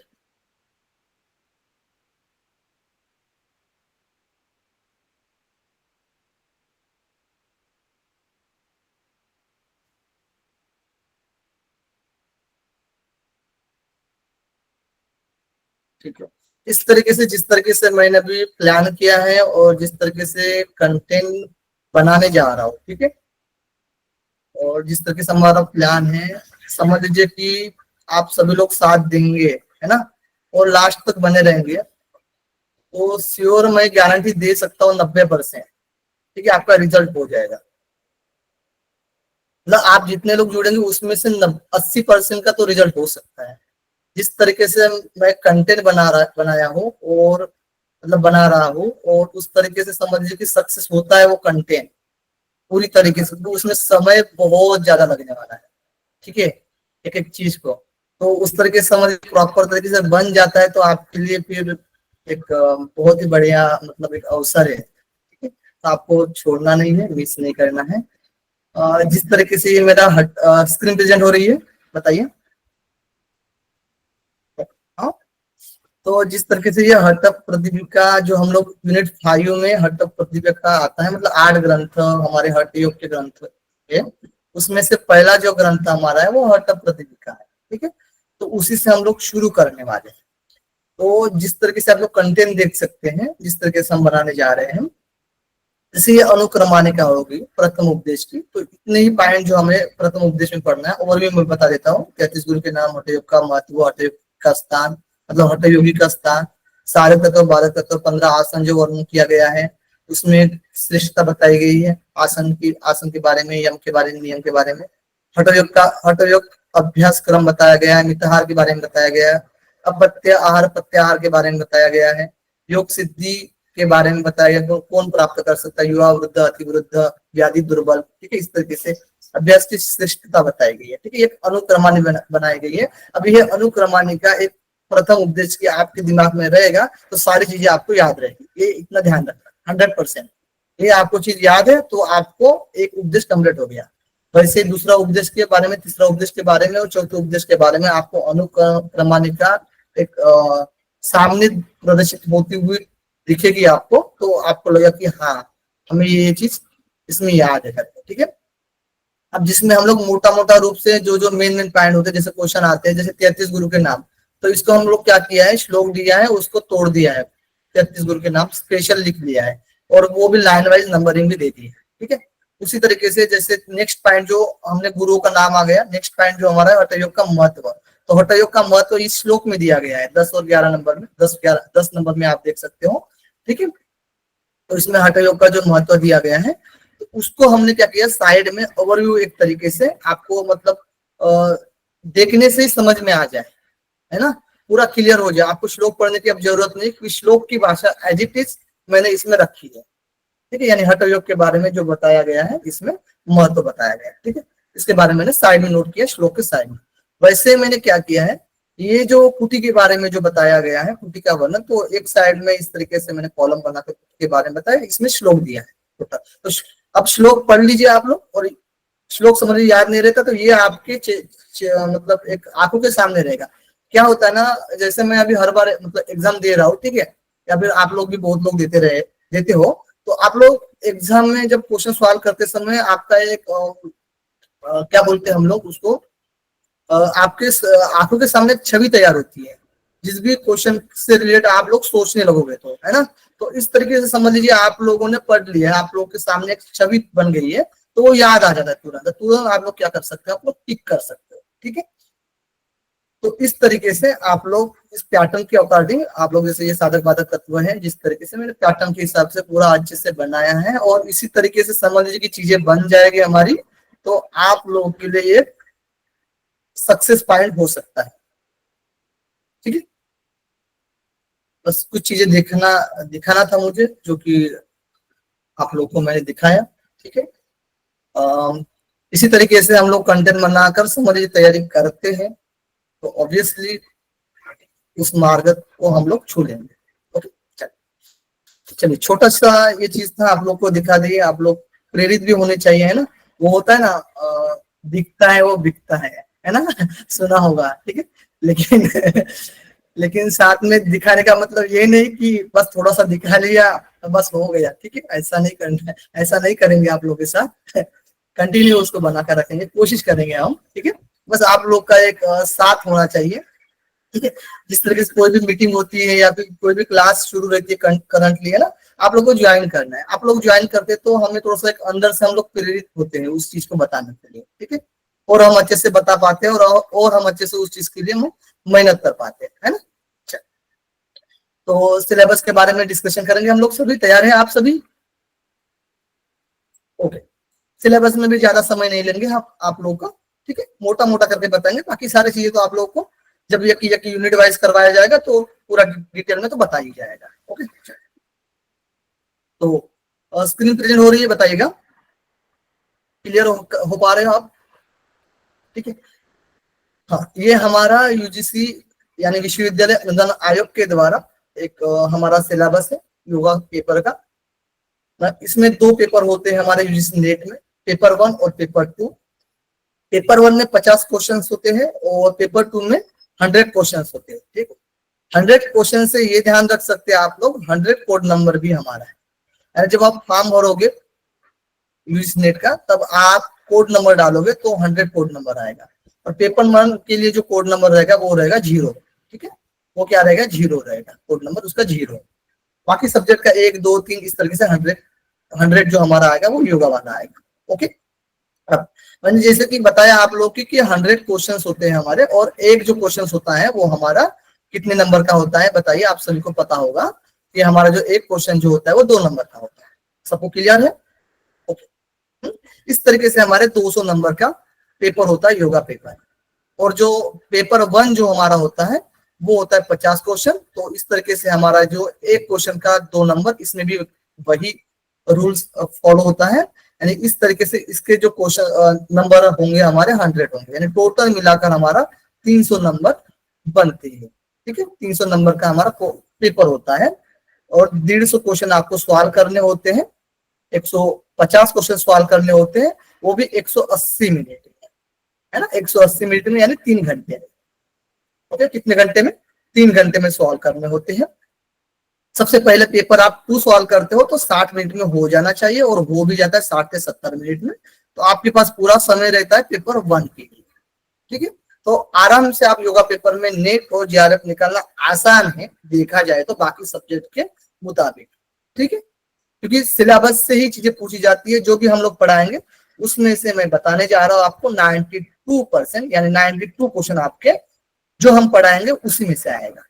ठीक है, ये आपका एकदम श्योर लेकर चलना है आपको। ठीक है, उसमें नो डाउट। अब सिलेबस में क्या क्या पॉइंट हमारे 10 यूनिट होते हैं। कितने यूनिट होते हैं? 10 यूनिट होते हैं। और हर एक यूनिट जो अपने आप में महत्वपूर्ण होता है। और एक यूनिट जैसे कि एक यूनिट हमारा है तो एक यूनिट से जैसे कि 10 क्वेश्चन आते हैं। लेकिन हम एग्जैक्टली हम कह नहीं सकते कि एक यूनिट से 10 ही क्वेश्चन आए, एक यूनिट से 15 भी क्वेश्चन आ सकते हैं, जहां तक कि 20 भी क्वेश्चन आ सकते हैं। ठीक है, कोई गारंटी नहीं।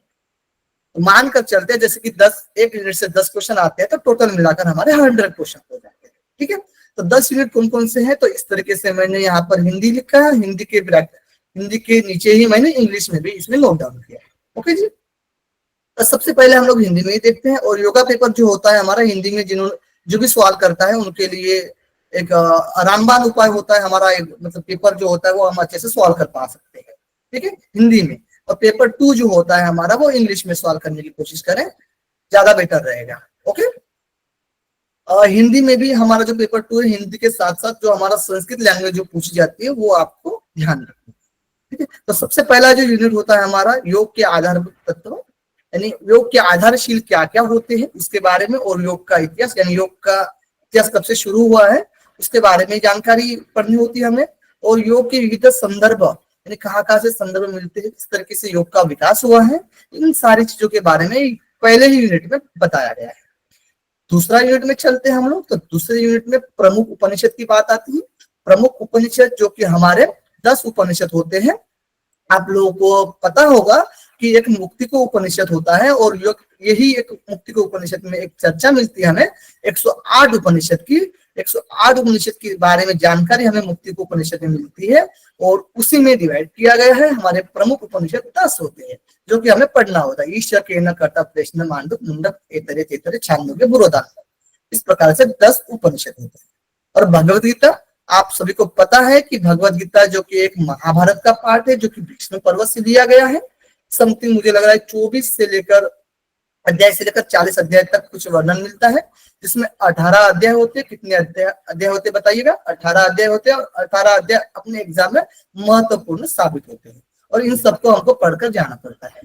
नेक्स्ट हमारा जो होता है योग वशिष्ठ, इसको महारामायण भी बोला जाता है, क्योंकि रामायण से सबसे ज्यादा श्लोक इसमें वर्णन मिलते हैं। समथिंग 32,000 जो श्लोक होते हैं वो मिलते हैं यहाँ पर। ठीक है, इसके बारे में हम लोग पढ़ते हैं यूनिट 2 में।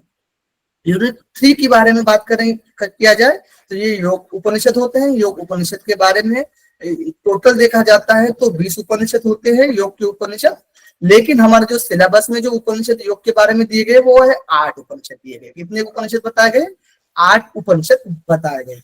ओके, 8 उपनिषद के बारे में हम लोग जानकारी पढ़ने वाले हैं।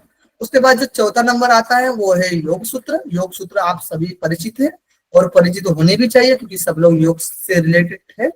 तो यहाँ पर 4 पाद होते हैं और 195 सूत्र बताए गए हैं महर्षि पतंजलि के द्वारा, और 195 सूत्र को आपको याद चाहिए एकदम लाइन बाय लाइन सीक्वेंस से। आपको 195 सूत्र याद ही होनी चाहिए, नो डाउट। फिर है हठयोग के ग्रंथ, जिसमें 8 ग्रंथ हमारे टेक्स्ट, हठयोग के बहुत सारे ग्रंथ होते हैं लेकिन मेनली देखा जाएगा तो हमारे सिलेबस में 8 ग्रंथ बताए गए हैं। और 8 ग्रंथ हम सीक्वेंस वाइज जो काल के अकॉर्डिंग पहले कौन सा ग्रंथ आया है इस तरीके से हम लोग पहले स्टार्टिंग के दिन 8 ग्रंथ यानी 5 यूनिट 5 से हम लोग चालू करेंगे। तो यूनिट 5 के बारे में कौन कौन से ग्रंथ है यानी 8 ग्रंथ है, इसके बारे में हम लोग मोटा मोटा करके उनका इंट्रोडक्शन देखने वाले, उससे रिलेटेड हम लोग कुछ क्वेश्चन करने वाले हैं। और फिर नेक्स्ट डे हम लोग क्या करेंगे, हठ योग हठ प्रदीपिका से शुरू करेंगे। ठीक है, जैसे यहाँ पर 8 ग्रंथ आप लोगों को पता होगा कि जैसे शिव संहिता, योग बीज, गोरख संहिता, सिद्ध सिद्धांत पद्धति, योग वशिष्ठ संहिता, हठ प्रदीपिका, हठ रत्नावली और घेरण संहिता, इन ग्रंथों को हमें पढ़ना होता है। नेक्स्ट हमारा जो यूनिट होता है यूनिट नंबर 6। यूनिट नंबर 6 जो कि बताया गया है संबंध विज्ञान, जिसमें हम लोग सामान्य मनोविज्ञान यानी बेसिक साइकोलॉजी जो हम लोग देखेंगे, जिसमें हम लोग बिहेवियरिज्म यानी व्यवहारवाद के बारे में देखेंगे। साथ ही साथ हम लोग पर्सनैलिटी के बारे में देखेंगे और इसी में हम लोग जैसे कि एंजाइटी, स्ट्रेस, डिप्रेशन, इसके बारे में भी हम लोग देखने वाले और स्लीप के बारे में भी देखने वाले हैं। ठीक है, और फिर है मानव शरीर रचना एवं क्रिया विज्ञान यानी एनाटॉमी के बारे में, जो भी हमारे सिस्टम बताए गए हैं उसके बारे में भी हम लोग देखने वाले पेपर 2 में। और आहार के बारे में, ये बहुत जरूरी होता है, हमारा आहार बहुत ही महत्वपूर्ण भूमिका निभाता है हमारे डेली लाइफ में। ओके, इसी के साथ हम लोग यूनिट 7 में आते हैं तो योग एवं स्वास्थ्य के बारे में बताया गया है। योग से संबंधित चीजें बताई गई है यहाँ पर, किस तरीके से स्वास्थ्य के बारे में यहाँ पर जैसे ग्रंथ ही बताए गए, जैसे यूनिट 5 में पढ़ेंगे तो इसी से रिलेट यहाँ पर जो बताई गई चीजें, और यहाँ पर जो हमारे स्वास्थ्य पर थोड़ा फोकस किया गया है, स्वास्थ्य के बारे में हम लोग और क्या क्या योग से रिलेट हम लोग अपने जीवन में उतार सकते हैं, या नेट के दृष्टिकोण से, एग्जाम के दृष्टिकोण से क्या हम लोग चीजें याद रख सकते हैं।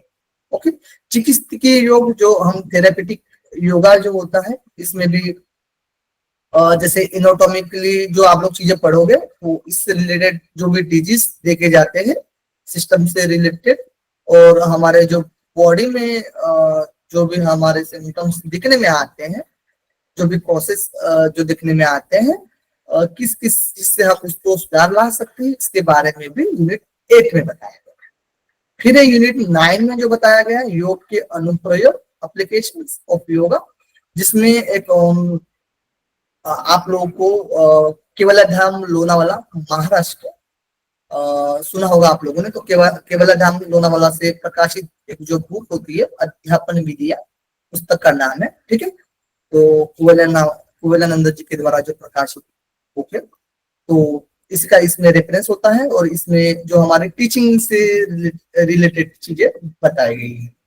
ओके, और फिर यूनिट 10 जो लास्ट वाला जो होता है हमारा क्रियात्मक योग यानी प्रैक्टिकल, जो आप लोग सुबह सुबह योग करते हो, तो प्रैक्टिकल के बारे में कौन कौन से हमारे स्टैंडिंग आसन होते हैं, है ना, सिटिंग आसन होते हैं, सुपाइन में होते हैं, पेट के बल होते हैं, है ना, ध्यानात्मक आसन होते हैं, इस तरह से कैटेगरी की गई है। ध्यान के कौन कौन से प्रकार होते हैं, किन किन महापुरुषों ने ध्यान के बारे में अपनी अपनी पद्धतियां बताई है। ठीक है, उसके बारे में भी यूनिट 10 में हम लोग पढ़ना है। ओके, तो इस तरीके से यूनिट 10 तक जो यूनिट बताए गए इसी में आप लोगों को एक्सप्लेन कर दिया हूं, तो आगे हम लोग अभी नहीं बढ़ेंगे, इतना ही रहने देंगे। अब पर्टिकुलर जब आप लोग जैसे हम लोग यूनिट 5 नंबर चालू करेंगे, जैसे कि हम लोग यूनिट 5 नंबर चालू करेंगे, यहाँ पर जैसे मैंने हिंदी इंग्लिश में दोनों में लिखा है और आप लोग को ये पीडीएफ भी प्रोवाइड की जाएगी। ओके, जैसे यूनिट 5 है, ये 5 नंबर है, तो इसके बारे में हम लोग जैसे ही शुरुआत कर देंगे तो इसके बारे में पूरा डिटेल से आप लोग को बताएंगे, सिलेबस के बारे में, मतलब यूनिट के बारे में, उसके बाद हम लोग शुरू करेंगे। इसी तरीके से हम लोग जो भी यूनिट शुरू करेंगे यूनिट के बारे में सबसे पहले देखेंगे क्या क्या चीजें बताई गई है, उसके बाद आप लोग को उसके अंदर की जो विषय वस्तु है उसके बारे में हम लोग बताने वाले हैं। ओके, क्या आप लोग को चीजें समझ में आ गई हो? अभी मैम ने क्या आप लोग को पेपर 1 के बारे में यूनिट पेपर 1 के बारे में डिस्कशन कराएगी, ठीक है?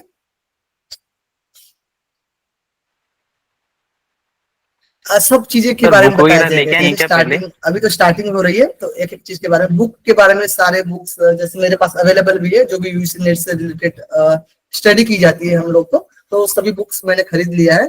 तो और उसका एक बनाया भी है सिस्टमैटिक, बुक्स के बारे में आपको लोग को जानकारी दे देंगे हम आपको। और ऑथेंटिक बुक्स आप खरीदना चाहेंगे तो खरीद सकते हैं, तो बुक खरीदने की जरूरत नहीं, ठीक है? नॉलेज के लिए एक्स्ट्रा और नॉलेज आपको गेन करना है, या फिर अपने पास एक बुक रहनी भी चाहिए योग की करके, तो आप लोग वो बुक को खरीद सकते हैं, परचेस कर सकते हैं, जो ऑथेंटिक बुक आपको मैं बताने वाला हूँ। ओके जी,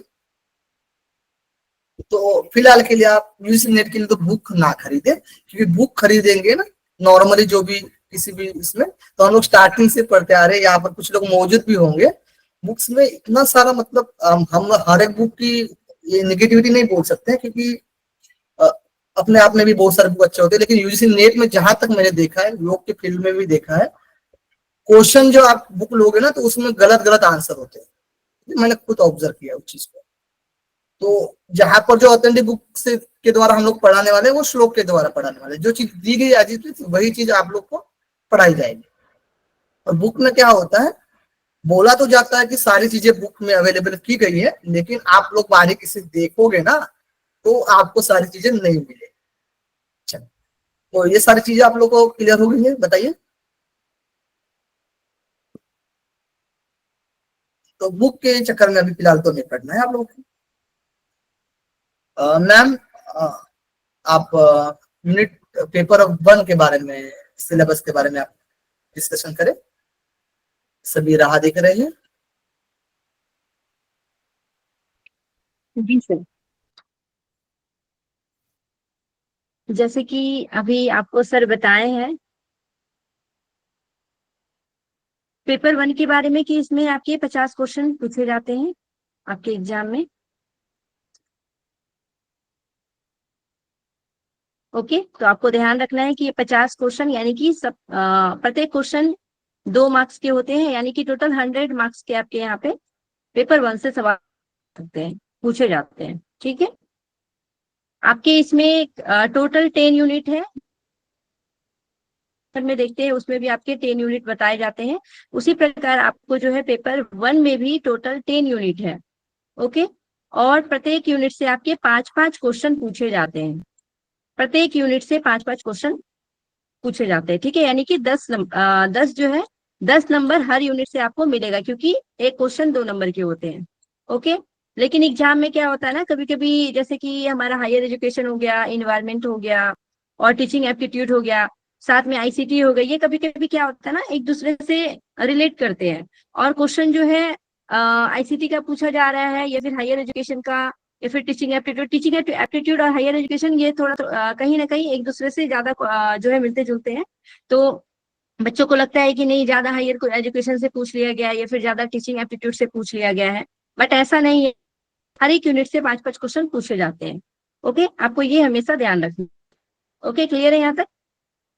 चलिए, सबसे पहला अगर आप यूनिट देखेंगे तो सबसे पहले आपको देखने को मिलता है टीचिंग एप्टीट्यूड। सबसे पहला जो आपका, आप लोग नोट करते चलिएगा, यूनिट 1 आपका कौन सा है, तो टीचिंग एप्टीट्यूड है, जिसको हम लोग क्या बोलते हैं, शिक्षण अभिरुचि भी बोलते हैं। इसमें देखेंगे कि क्या क्या चीजें आएंगी, आपको क्या क्या चीजें इसमें आपको पढ़नी है। तो यहाँ पे आपको टीचिंग कॉन्सेप्ट के बारे में पढ़ेंगे, उनके ऑब्जेक्टिव, लेवल ऑफ टीचिंग, जिसमें आप मेमोरी, अंडरस्टैंडिंग लेवल, साथ में रिफ्लेक्टिव लेवल जो है, उसके साथ में जो आपके कैरेक्टरिस्टिक्स एंड बेसिक जो रिक्वायरमेंट है वो आपको यहाँ पे देखने को मिलेगा। यानी कि शिक्षण संकल्पना, उद्देश्य, शिक्षण के स्तर में शिक्षण के 3 स्तर होते हैं, स्मृति, समझ और चिंतनशील, और साथ में विशेषताएं और मूलभूत अवधारणाएं, जो आवश्यकताएं जो है, ये आपको जो है यूनिट 1 में यहाँ पे आपको देखना है। उसके साथ ही हम लोग देखेंगे तो यहाँ पे लर्नर्स जो है कैरेक्टरिस्टिक्स जो है आपको यहाँ पे पूछे जाते हैं, जिसमें से आपके एडोलसेंस और साथ में एडल्ट लर्नर्स के बारे में आपसे पूछा जाता है, जिसमें आपकी academic, social, emotional and cognitive जो है, इन तीनों चारों बेसिस पे आपसे यहाँ पे पूछे जाते हैं एडोलसेंस है, साथ में एडोलसेंस और एडल्ट लर्नर से रिलेटेड, और साथ में इंडिविजुअल डिफरेंस इसके पूछे जाते हैं, यानी कि विद्यार्थियों की विशेषता के बारे में पूछा जाता है, उसके किशोर एवं वयस्क विद्यार्थियों की विशेषता, शैक्षणिक, सामाजिक, भावनात्मक और संज्ञानात्मक, और व्यक्तिगत भिन्नताएं इसमें क्या है वो यहाँ पे आपको पढ़ने को मिलेगा। ठीक है, उसके साथ ही हम लोग आगे चलेंगे। तो नेक्स्ट टॉपिक आपका यहाँ क्या देखने को मिलता है, तो फैक्टर्स अफेक्टिंग जो टीचिंग है रिलेटेड टीचर, लर्नर्स और सपोर्ट मटेरियल्स। ठीक है, उसके साथ ही इंस्ट्रक्शनल जो फैसिलिटीज है, लर्नर इन्वायरमेंट एंड इंस्टीट्यूशंस, तो इसके बारे में हम लोगों को यहाँ पे पढ़ना है, यानी कि शिक्षण को प्रभावित करने वाले क्या क्या कारक हैं, क्या क्या फैक्टर है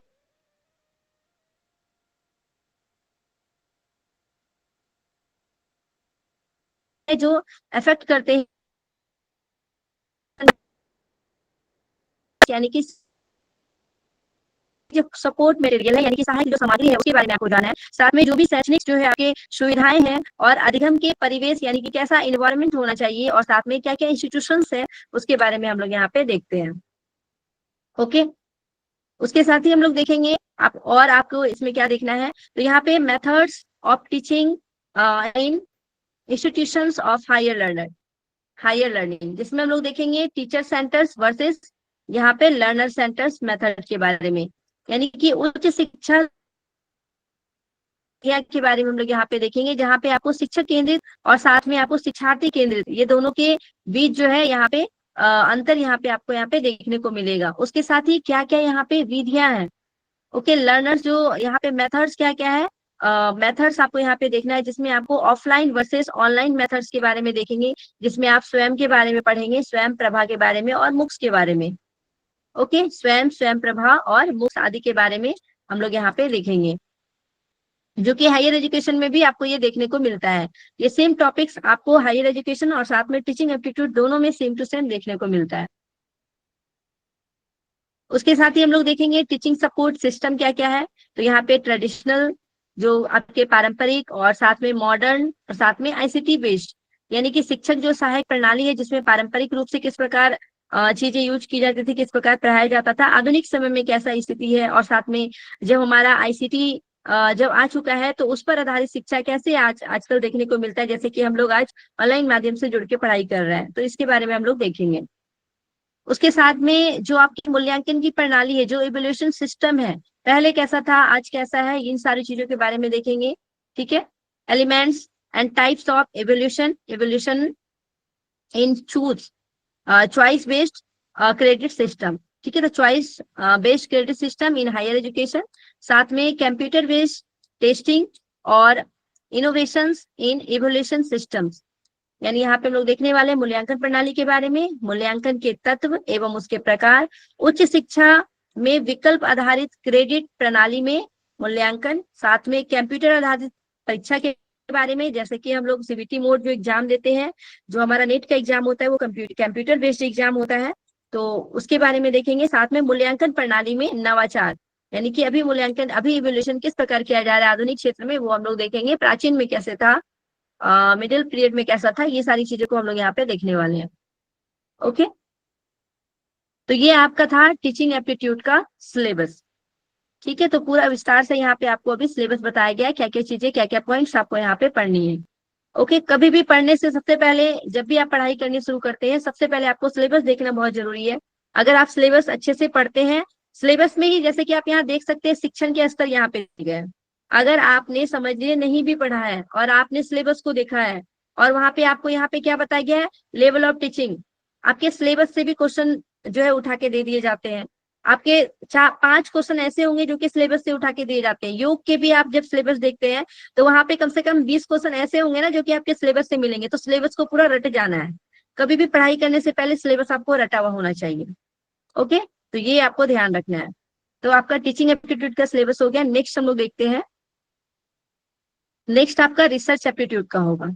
ठीक है, रिसर्च एप्टीट्यूड जिसको हम लोग बोलते हैं शोध अभिरुचि, शोध अभिरुचि। जिसमें आपको रिसर्च जो है किस प्रकार हम लोग रिसर्च करेंगे, क्या क्या चीजें उसमें आती है, मीनिंग क्या होता है, टाइप्स क्या है, उसके कैरेक्टरिस्टिक्स क्या है, तो ये सारी चीजें हम लोग यहाँ पे देखने वाले हैं। तो रिसर्च में देखेंगे सबसे पहले यहाँ पे मीनिंग आपको पता होना चाहिए, क्योंकि आगे जब आप यूजीसी नीट की तैयारी कर रहे हैं तो आगे जरूर आप पीएचडी करेंगे, है ना, इस क्षेत्र में आगे बढ़ेंगे आप।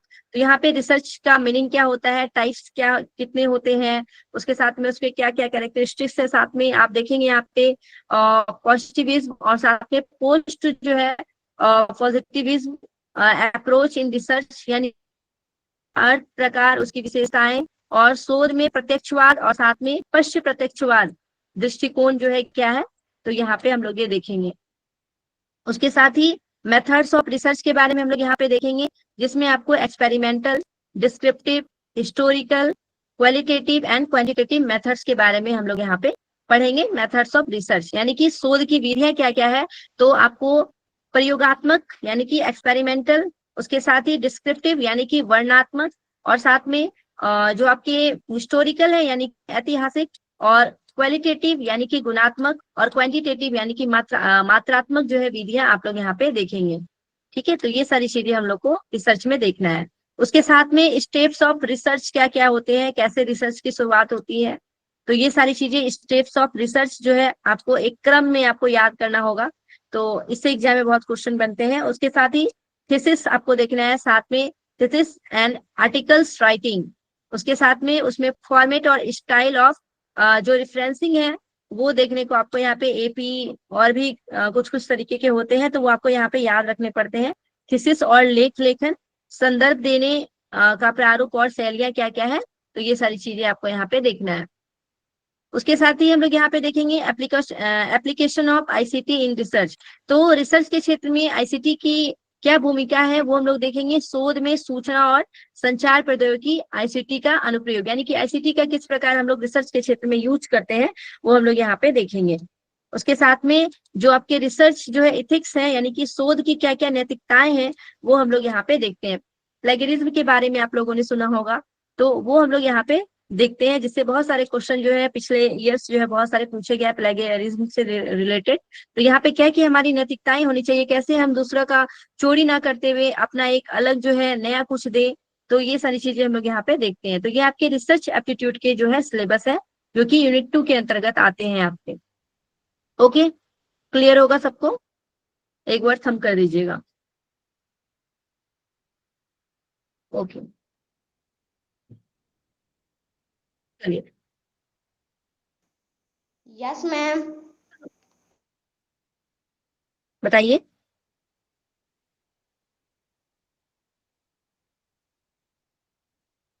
ओके, तो हम लोग देखेंगे तीसरा आपका क्या है, कॉम्प्रिहेंशन है, जिसको यूनिट 3 में आपका आता है बोधगम्यता, अपठित गद्यांश समझना। यानी कि यहाँ पे आपको क्या दिया जाता है, कॉम्प्रिहेंशन दिया जाता है, गद्यांश दिया जाता है, जिसे आपको पढ़ना होता है, और जैसी जैसी चीजें वहां पे क्वेश्चन पूछी गई है और जो भी पैसेज से रिलेटेड जो भी चीजें पूछी गई है वो आपको पैसेज से ही निकाल के आंसर देना है, अपना दिमाग नहीं लगाना है, अपना कॉमन सेंस वहां पे नहीं यूज करना है।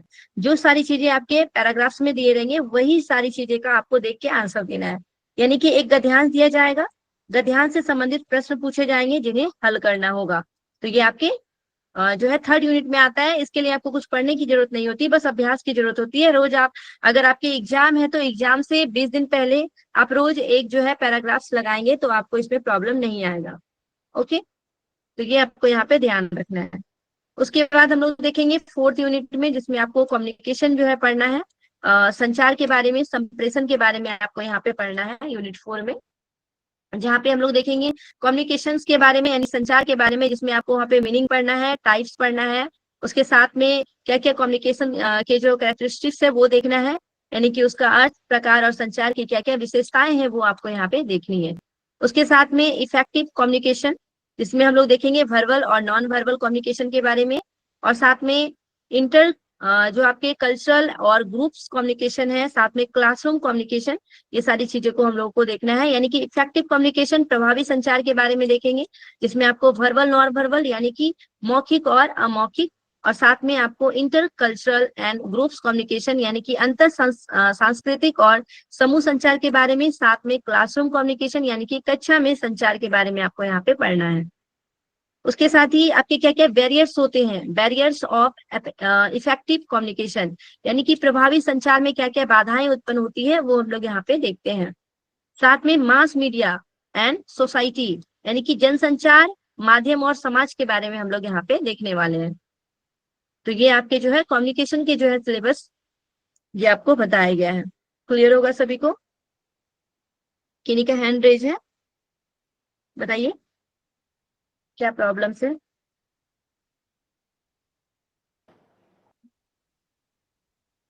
चलिए नेक्स्ट देखते हैं हम लोग। अब हम लोग यूनिट 5 देखेंगे, जिसमें आपको मैथमेटिकल रीजनिंग एंड एप्टीट्यूड के बारे में आपको यहाँ पे देखना है, यानी गणितीय तर्क शक्ति और अभिरुचि। तो ये आपको प्रॉपर अच्छे तरीके से करना होगा अगर आपको 10 में 10 मार्क्स लाना है, क्योंकि आपके ये स्कोरिंग पॉइंट होते हैं। अगर आपका ये मजबूत है तो आपको जेआरएफ क्वालिफाई करने, नीट क्वालिफाई करने में बिल्कुल दिक्कत नहीं आएंगी, क्योंकि 10 नंबर इससे आ जाते हैं और साथ में आपके पैसेज से 10 नंबर आ जाते हैं। 20 नंबर आपको ऐसे ही यूं ही उठ जाते हैं अगर आपको ये दोनों अच्छे से क्लियर रहता है। पैसेज में तो बाकी लोग भी अच्छे कर पाते हैं, लेकिन कभी कभी बहुत ज्यादा घुमा के पूछा जाता है तो दिक्कत आती है। जैसे कि इस बार एग्जाम में पैसेज बहुत ज्यादा टफ पूछा गया था, बच्चों को बहुत ज्यादा दिक्कत आई, तो उसके लिए प्रैक्टिस करना बहुत जरूरी है पैसेज का। और यहाँ पे जैसे हम लोग देख रहे हैं मैथमेटिकल रीजनिंग और एप्टीट्यूड के बारे में, तो आपको गणितीय तर्क शक्ति और अभिरुचि के बारे में यहाँ देखेंगे। टाइप्स ऑफ रीजनिंग, तर्क के प्रकार आपको यहाँ पे जानना है। साथ में नंबर सीरीज के बारे में आपको यहाँ पे बताया जाएगा, लेटर सीरीज, उसके बाद कोर्स और रिलेशनशिप के बारे में, यानी कि नंबर सीरीज, संख्या श्रृंखला, उसके साथ ही लेटर सीरीज यानी कि वर्णमाला, और साथ में आपको वर्णमाला श्रृंखला, और साथ में कोर्स यानी कूट और रिलेशनशिप यानी संबंध के बारे में ये आपको जानना है। उसके साथ में मैथमेटिकल एप्टीट्यूड, जिसमें आपको फ्रैक्शन पढ़ना है, time and distance, ratio, proportion, ratio and proportion, and साथ में परसेंटेज आपको देखना है, प्रॉफिट एंड लॉस के बारे में, साथ में इंटरेस्ट और डिस्काउंट, CISI के बारे में, जिसमें इंटरेस्ट में पढ़ेंगे CISI, और साथ में डिस्काउंट्स, और साथ में एवरेज आपको यहाँ पे देखना है। अब यहाँ पे जैसे कि आप देख सकते हैं, अगर आपका परसेंटेज अच्छा होगा, प्रॉफिट एंड लॉस अच्छा होगा, और साथ में आपका अगर एवरेज अच्छा होगा और रेशियो अच्छा होगा, तो आपका DI आप स्कोर कर सकते हैं, DI जो आपके पूछे जाते हैं। ठीक है, तो ये जो ज्यादा तो आपको यहाँ पे टॉपिक दिया नहीं गया है, इतना अगर आप मैथ में कवर कर लेते हैं तो आपको आराम से जो है आपके मैथ बन जाते हैं। तो यहाँ पे हिंदी में देख सकते हैं गणितीय अभिरुचि, जिसमें भिन्न पढ़ना है आपको, समय और दूरी, साथ में अनुपात, समानुपात, और साथ में प्रतिशत, लाभ और हानि, ब्याज और छूट, और औसत आदि के बारे में आपको यहाँ पे जानना है। तो जिनका भी मैथ अच्छा है वो खुश हो जाए अपने लिए। अब देखेंगे हम लोग यहाँ पे यूनिट 6, जिसमें आपको लॉजिकल रीजनिंग के बारे में यहाँ पे पढ़ना है, तर्क शक्ति के बारे में आपको यहाँ पे पूछा जाएगा। तो हम लोग यहाँ पे देखेंगे अंडरस्टैंडिंग एंड स्ट्रक्चर ऑफ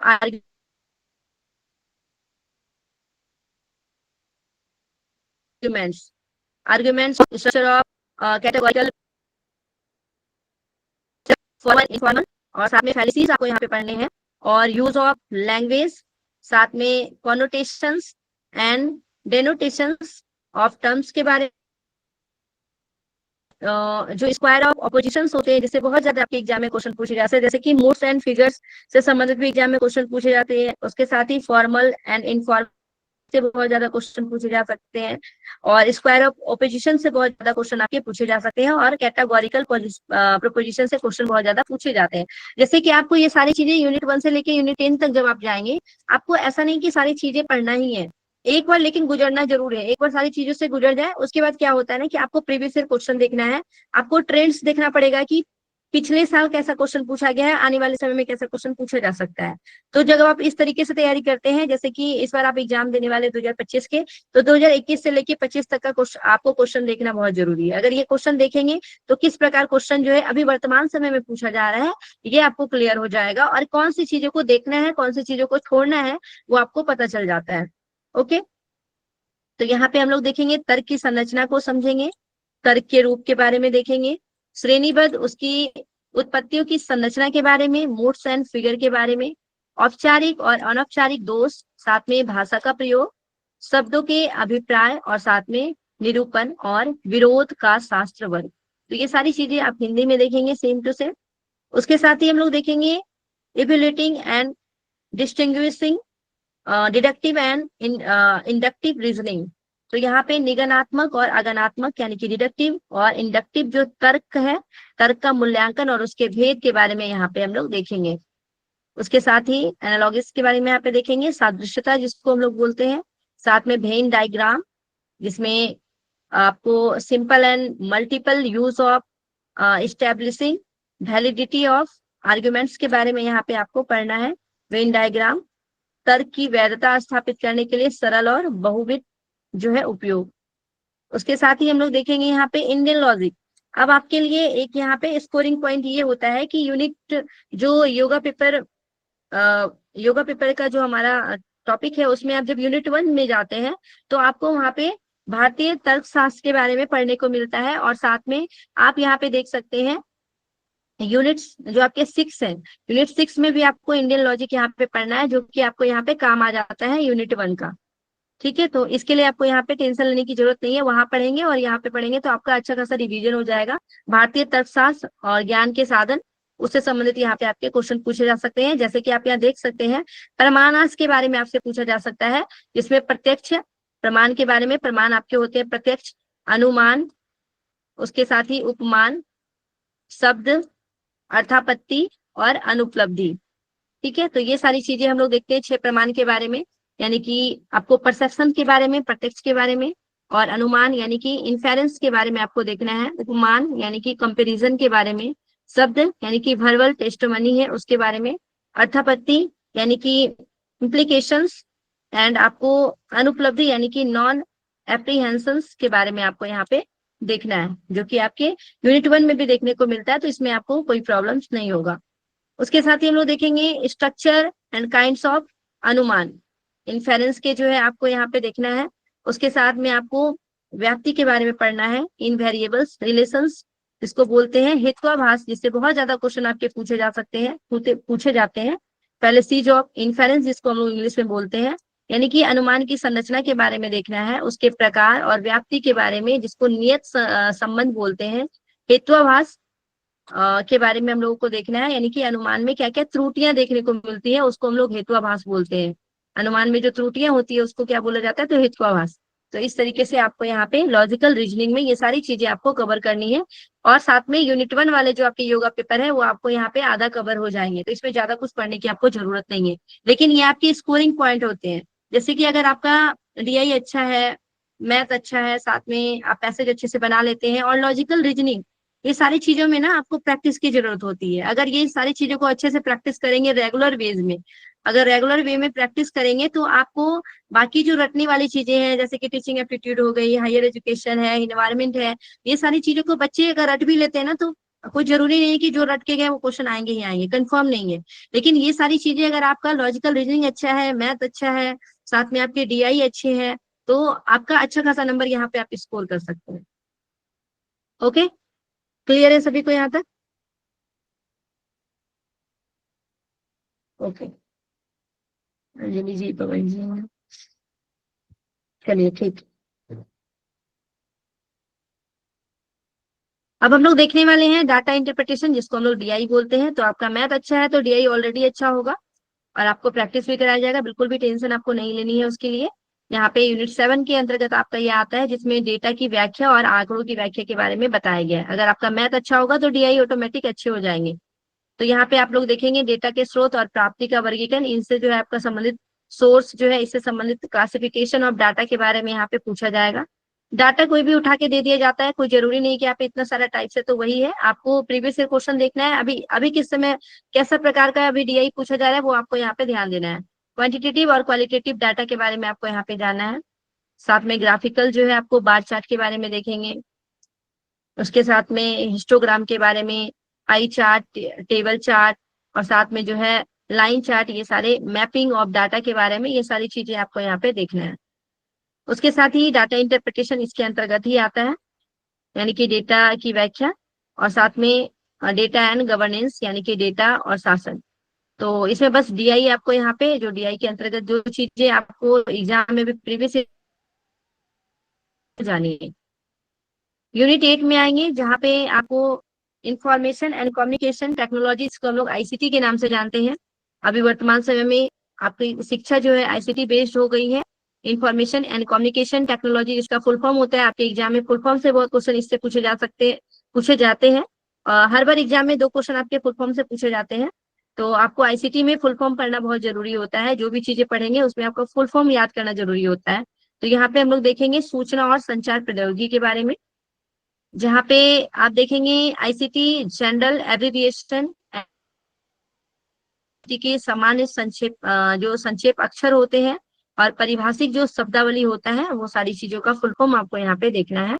उसके साथ में आपको बेसिक्स ऑफ इंटरनेट के बारे में जानना है। इंटरनेट क्या होता है, एक्स्ट्रानेट क्या होता है, ये सारी चीजों के बारे में आपको यहाँ पे जानना होगा। ईमेल क्या होता है, ऑडियो एंड वीडियो जो कॉन्फ्रेंसिंग है वो क्या होता है। इंटरनेट, इंट्रानेट, ईमेल, ऑडियो और वीडियो कॉन्फ्रेंसिंग की मूल बातें हम लोग यहाँ पे सीखने वाले हैं। उसके साथ ही digital initiatives in higher education के क्षेत्र में क्या क्या जो है डिजिटल इनिशिएटिव्स हुए हैं, तो वो हम लोग देखेंगे। यहाँ पे उच्च शिक्षा में डिजिटल क्या क्या पहल हुई है, क्या क्या भारत सरकार के द्वारा क्या क्या पहल शुरू की गई है, वो सारी चीजें हम लोग को यहाँ पे देखने को पढ़ने को मिलता है। उसके साथ में आईसीटी एंड गवर्नेंस यानी कि आईसीटी और शासन के बारे में हम लोग यहाँ पे देखेंगे। ये आपका 8 यूनिट हो गया 9, इसमें आपको पढ़ना है पीपल डेवलपमेंट एंड इन्वायरमेंट यानी कि जनसंख्या, विकास और पर्यावरण के बारे में। ये सारी चीजें बहुत इंटरेस्टिंग है। अगर आपका अच्छा है ये पोर्शन और अच्छा कर सकते हैं, कोई जरूरी नहीं है कि जैसे मैं ऊपर बताई कि डीआई वगैरह, अगर ये सारी चीजें भी अगर आप बहुत मेहनत कर सकते हैं, अच्छे खासा मतलब जो चीजें मेन एग्जाम में प्रीवियस ईयर में क्वेश्चन पूछे जा रहे हैं अभी के समय में, अगर वो सारी चीजें अच्छे से कवर कर लेते हैं तो ये भी आपके लिए आसान हो जाता है। थोड़ा मोड़ा कुछ क्वेश्चन पेपर 1 हो चाहे 2 हो, दोनों में आपको 10 क्वेश्चन ऐसे देखने को मिलेंगे जो कि बिल्कुल डिफरेंट रहते हैं। और सिलेबस जो है आपका समुद्र जैसा है, तो आप जितना भी खोदेंगे उतना ज्यादा खुदता चला जाएगा, ये ध्यान रखना है। लेकिन सिलेबस में जितना दिया गया है उतना आपको पढ़ के जाना है। जो भी चीजें यहाँ कोडिंग की गई है वो चीजें आपको जरूर देख के जानी है, ये आपको ध्यान रखना है। क्योंकि इस बार एग्जाम में फिल्म से रिलेटेड क्वेश्चन पूछ दिए गए। कम्युनिकेशन में आप लोग देखे होंगे, बच्चे लोग बोल रहे हैं कहाँ से दे दिया गया फिल्म का क्वेश्चन, जबकि आपके कम्युनिकेशन में ये सारी चीजें आती हैं। तो कहाँ से क्वेश्चन पूछा जाएगा कोई गारंटी नहीं है, सिलेबस में भी वर्णन नहीं है और आपसे पूछ लिया जाता है। तो कुछ क्वेश्चन आपको डिफरेंट मिलेंगे और आपको ये नहीं समझना है कि टीचर्स पढ़ाए नहीं। यहाँ पे टीचर्स की कोई गलती नहीं है। यूजीसी नेट वाले एक ऐसा क्वेश्चन सेट करेंगे, वो लोग अपने दिमाग में कुछ भी क्वेश्चन सेट कर सकते हैं, क्योंकि सिलेबस बहुत बड़ा है और उसके अंदर बहुत सारी चीजें हैं। तो इस वजह से आप जितना पढ़ेंगे उतना कम ही नजर आएगा यहाँ पे, लेकिन फिर भी आपको पढ़ना तो है ही पेपर 1। अब देखिए unit 9 people development and environment. यहाँ पे हम लोग जनसंख्या, विकास और पर्यावरण के बारे में देखेंगे। Development of environment, millennium development और सस्टेनेबल डेवलपमेंट गोल्स के बारे में। अब ये एक ऐसा टॉपिक है आपके एनवायरमेंट के जिससे आपके 1 से 2 सवाल हमेशा बनते हैं। तो आपको देखना होगा कि कौन से यूनिट से कौन कौन ऐसे टॉपिक्स है जिससे क्वेश्चन बनते ही बनते हैं, वो तो बिल्कुल भी नहीं छोड़ना है आपको। ठीक है, जैसे कि मिलेनियम है, सस्टेनेबल डेवलपमेंट गोल, इससे क्वेश्चन बनते ही बनते हैं, ये आपको पूरे अच्छे से करना है। यानी कि सहस्त्राब्दी विकास लक्ष्य और साथ में सतत विकास लक्ष्य जिसको हम लोग बोलते हैं, एमडीजी गोल और एसडीजी गोल जिसको हम लोग शॉर्ट फॉर्म में हम लोग बोलते हैं। उसके साथ ही ह्यूमन एंड एनवायरमेंट इंटरेक्शन यानी कि मानव और पर्यावरण की पारस्परिक क्रियाएं क्या क्या है वो देखेंगे। Anthropogenic activities and there impact on environment यानी कि जो एंथ्रोपोजेनिक एक्टिविटीज होता है यानी कि मानव जनित जो भी गतिविधियां हैं और उनका पर्यावरण पर क्या प्रभाव पड़ता है। आप लोग देखते ही होंगे जैसा आप पर्यावरण के साथ व्यवहार करते हैं वैसा ही आपको एनवायरमेंट में देखने को मिलता है। कचरा फैलाएंगे उतना प्रदूषण बढ़ेगा, हमारा स्वास्थ्य खुद ही खराब होगा। तो मानव जनित जो भी गतिविधि है और उनका स्वास्थ्य पे क्या प्रभाव पड़ता है वो सारी चीजें हम लोग यहाँ पे देखते हैं। उसके साथ ही देखेंगे इन्वायरमेंटल इश्यूज, क्या क्या इशू आपको देखने को मिलता है लोकल लेवल पे, रीजनल लेवल पे और साथ में ग्लोबल लेवल पे। ठीक है, आपके लोकल जो आपके स्थानीय एरिया है, साथ में क्षेत्रीय लेवल पे देखेंगे और वैश्विक लेवल पे देखेंगे तो कौन कौन सी समस्या आपको देखने को मिलता है। और उसमें अगर देखेंगे तो air pollution, water pollution, soil pollution, noise pollution, waste में आप देखेंगे सॉलिड, लिक्विड, बायोमेडिकल, हजार्डस और इलेक्ट्रॉनिक्स। उसके साथ ही climate change and its socio economic and political dimensions. तो यहाँ पे पर्यावरणीय मुद्दे क्या क्या है, स्थानीय, क्षेत्रीय और वैश्विक लेवल पे। उसके साथ ही वायु प्रदूषण, जल प्रदूषण, मृदा प्रदूषण, ध्वनि प्रदूषण। अपशिष्ट में देखेंगे तो ठोस, तरल, जैव चिकित्सीय, खतरनाक और इलेक्ट्रॉनिक्स, इन सारी चीजों के बारे में, अपशिष्ट के बारे में देखेंगे। और जलवायु परिवर्तन किस प्रकार हो रहा है और उनका सामाजिक, आर्थिक एवं राजनीतिक पक्ष पर किस प्रकार प्रभाव पड़ रहा है, तो इन सारी चीजों को हम लोगों को यहाँ पे पढ़ना है। तो खुद को जागरूक होने के लिए और समाज को जागरूक करने के लिए एक टीचर को इन सारी चीजों की जानकारी होनी चाहिए, ताकि आपका पर्यावरण शुद्ध रह सके। तो इस वजह से आपको यहाँ पे यूनिट 9 जो है, यहाँ पे आपको ये सारी चीजें पढ़नी पड़ती हैं। उसके साथ ही impact of pollution on human health, तो प्रदूषकों का क्या प्रभाव पड़ता है मानव के हेल्थ पे, मानव के स्वास्थ्य पे, वो सारी चीजें हम लोग यहाँ पे देखते हैं। उसके साथ में आपको नेचुरल और एनर्जी जो रिसोर्सेस है, जैसे कि solar energy, wind energy, soil energy, साथ में hydro, geothermal, biomass, nuclear and forest, तो हम लोग कैसे ऊर्जा प्राप्त करते हैं, ऊर्जा प्राप्त करने के साधन क्या क्या है, नवीनीकरणीय ऊर्जा के स्रोत क्या है, गैर नवीनीकरणीय ऊर्जा के स्रोत क्या है, ये सारी चीजें हम लोग यहाँ पे देखते हैं। तो प्राकृतिक और ऊर्जा के संसाधन, जिसमें हम लोग सौर, पवन, मृदा, जल, भूतापीय, बायोमास, परमाणु और वन के बारे में हम लोग यहाँ पे देखेंगे कि एनर्जी के रिसोर्सेस क्या क्या है। उसके साथ ही हम लोग देखेंगे natural hazards and disasters mitigation strategies, यानी कि जो भी आपदाएं आते हैं उस आपदाओं से कैसे हम लोग बचें, उसके न्यूनीकरण की क्या क्या रणनीतियां अपनानी चाहिए। जैसे कि सरकार जहां भी कुछ आपदाएं होने वाली रहती है, बाढ़ होने वाली रहती है, पहले ही आपको सूचना दे दिया जाता है कहाँ पे आपको रहना है, कितनी दूरी पे रहना है, भूकंप आ रहा है तो किस प्रकार उससे बचाव करना है, ये सारी चीजें हम लोग यहाँ पे देखेंगे। प्राकृतिक आपदाएं और संकट, साथ में उसके न्यूनीकरण की क्या रणनीतियां है उसको कम करने की, वो हम लोग यहाँ पे देखेंगे। उसके साथ में हम लोग देखेंगे इन्वायरमेंटल प्रोटेक्शन एक्ट। अब इन्वायरमेंट के बारे में बात कर रहे हैं, बहुत सारे लोग प्रकृति का बहुत गलत तरीके से यूज करते हैं, तो उनके लिए कुछ एक्ट भी बनाए गए हैं ताकि उनको रोका जा सके। ये हमारे कानून में है ये चीजें। तो जैसे यहाँ देख सकते हैं इन्वायरमेंट प्रोटेक्शन एक्ट 1986 में आया है, जो कि सबको पालन करना होता है। उसके साथ ही हम लोग देखेंगे national action plan on climate change, साथ में इंटरनेशनल एग्रीमेंट्स और क्या क्या उसके एफर्ट्स हैं और क्या क्या एफर्ट्स किए गए हैं, इंटरनेशनल लेवल पे क्या क्या एग्रीमेंट्स किए गए हैं। तो ये सारी चीजें जैसे कि मॉन्ट्रियल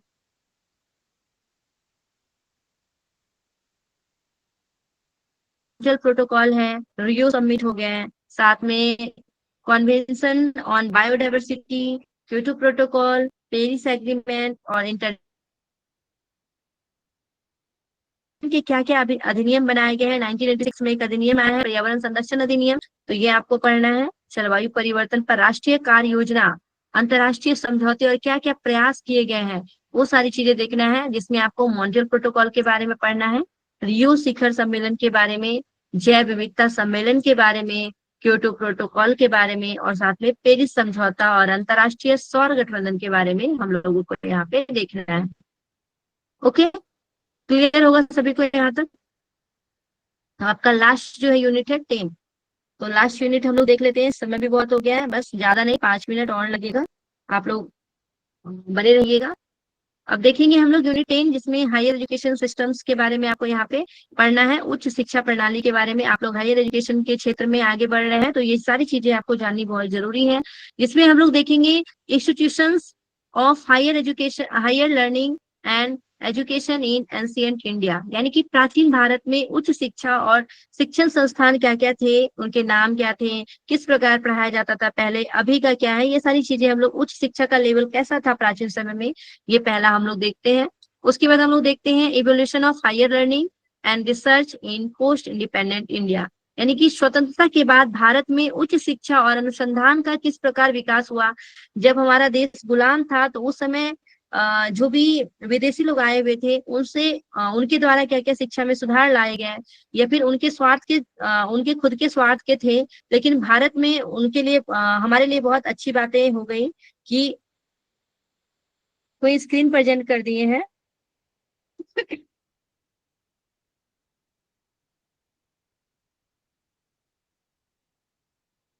यस, तो यहाँ पे देखेंगे स्वतंत्रता के बाद भारत में उच्च शिक्षा और अनुसंधान का विकास किस प्रकार हुआ है, वो हम लोगों को यहाँ पे देखना है। साथ में ओरिएंटल कन्वेंशनल और non conventional learning programme in India, यानी कि भारत में जो प्राच्य, पारंपरिक और अपारंपरिक अधिगम के जो कार्यक्रम है वो सारी चीजों को हम लोग यहाँ पे देखना है। साथ ही आपके प्रोफेशनल, टेक्निकल और स्किल बेस्ड एजुकेशन, यानी कि व्यवसायिक, तकनीकी और कौशल आधारित जो शिक्षा है उसके बारे में हम लोग देखेंगे हायर एजुकेशन के क्षेत्र में। क्योंकि हम लोग सिर्फ पढ़ाई कर रहे हैं, इसका मतलब ये नहीं कि जिंदगी भर पढ़ना तो है ही, लेकिन आपको कुछ कुछ अर्निंग भी करनी है। तो क्या क्या व्यवसाय में कैसे हम लोग उसका यूज करेंगे, क्या क्या तकनीकी के क्षेत्र में हम लोग आगे बढ़ सकते हैं, कौशल आधारित शिक्षा देके कैसे बच्चे जो है वो अपने इनकम कर सकते हैं, ये सारी चीजों के बारे में हम लोग यहाँ पे देखने वाले हैं। उसके साथ ही value education and environmental education. अब देखिए यहाँ भी इन्वायरमेंटल एजुकेशन के बारे में दे दिया है, यानी कि मूल्य शिक्षा और साथ में पर्यावरण शिक्षा हर बच्चे को जानना चाहिए। आने वाले समय में आप लोग असिस्टेंट प्रोफेसर बनने वाले हैं, टीचर बनने वाले हैं, योगा के फील्ड में बहुत सारी चीजें हैं, तो आपको ये सारी चीजों के बारे में पता होनी चाहिए। उसके साथ में पॉलिसीज, गवर्नेंस और एडमिनिस्ट्रेशन, यानी कि नीतियां, शासन और प्रशासन, ये सारी चीजों के बारे में हम लोग यहाँ पे देखेंगे। तो आपका 10 यूनिट जो है कंप्लीट हो चुका है। आप यहाँ देख सकते हैं प्रत्येक मॉड्यूल से 5 प्रश्न पूछे जाएंगे, प्रत्येक प्रश्न 2 अंकों का होगा। तो ये सारी बातें आप लोगों को पहले ही बता दिया गया है। और आपको समझ में आया कि नहीं, कुछ डाउट है तो आप तो क्वेश्चन पूछ सकते हैं। और बाकी चीजें आपको डिटेल्स में पूरे चीजें कवर करवाया जाएगा क्लास में। तो आपको बिल्कुल इसके लिए डरने की जरूरत नहीं है, कुछ भी हार्ड नहीं होता है। जैसे कि आप देखे होंगे संतोषी मैम भी बताइए आप लोगों को कि अपना अपना तरीका होता है पढ़ने का, बस आपको उस चीजों को कैसे ग्रैस्प करना है वो चीजें आपको आनी चाहिए। और प्रॉपर जो बच्चे कभी पढ़ा भी नहीं है ना, वो भी अगर प्रॉपर तरीके से क्लास करता है तो वो सारी चीजों को वो अच्छा से कवर कर सकता है और अपना एग्जाम क्वालिफाई कर सकता है। तो बिल्कुल भी डरना नहीं है, क्योंकि हम लोग गाइड के रूप में आपको हमेशा बताते रहेंगे, साथ में पढ़ाना भी हम ही लोगों को है। और हम लोग हमेशा एग्जाम भी देते आए हैं, अभी भी हम एग्जाम देते हैं, सर भी देते हैं। तो कैसा क्वेश्चन पूछा जाता है, किस प्रकार पूछा जाएगा, ये सारी चीजें आप लोगों को बताया जाएगा। तो बिल्कुल भी डरने की जरूरत नहीं है। पूरा यूनिट वाइज आप लोगों को यहाँ पे पढ़ाया जाएगा।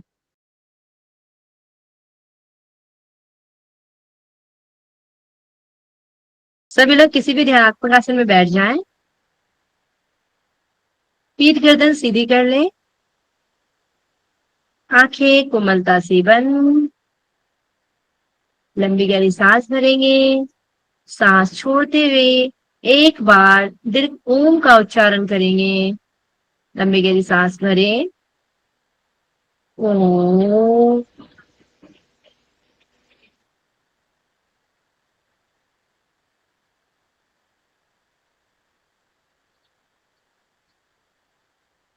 ओम पूर्णमद पूर्णमिदं पूर्णात् पूर्णमुदच्यते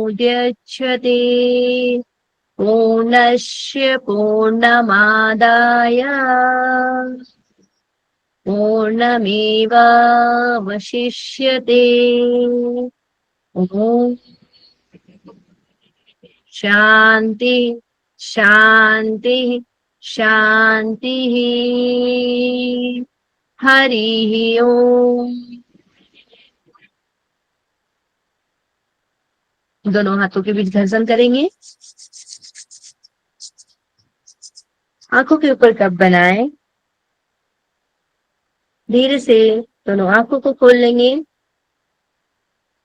हरिओम सभी को, हरिओम तत्सत। शुभ रात्रि सभी को। हरिओम सबको, हरिओम। शुभ रात्रि। शुभ रात्रि सर। शुभ रात्रि। शुभ शुभ रात्रि।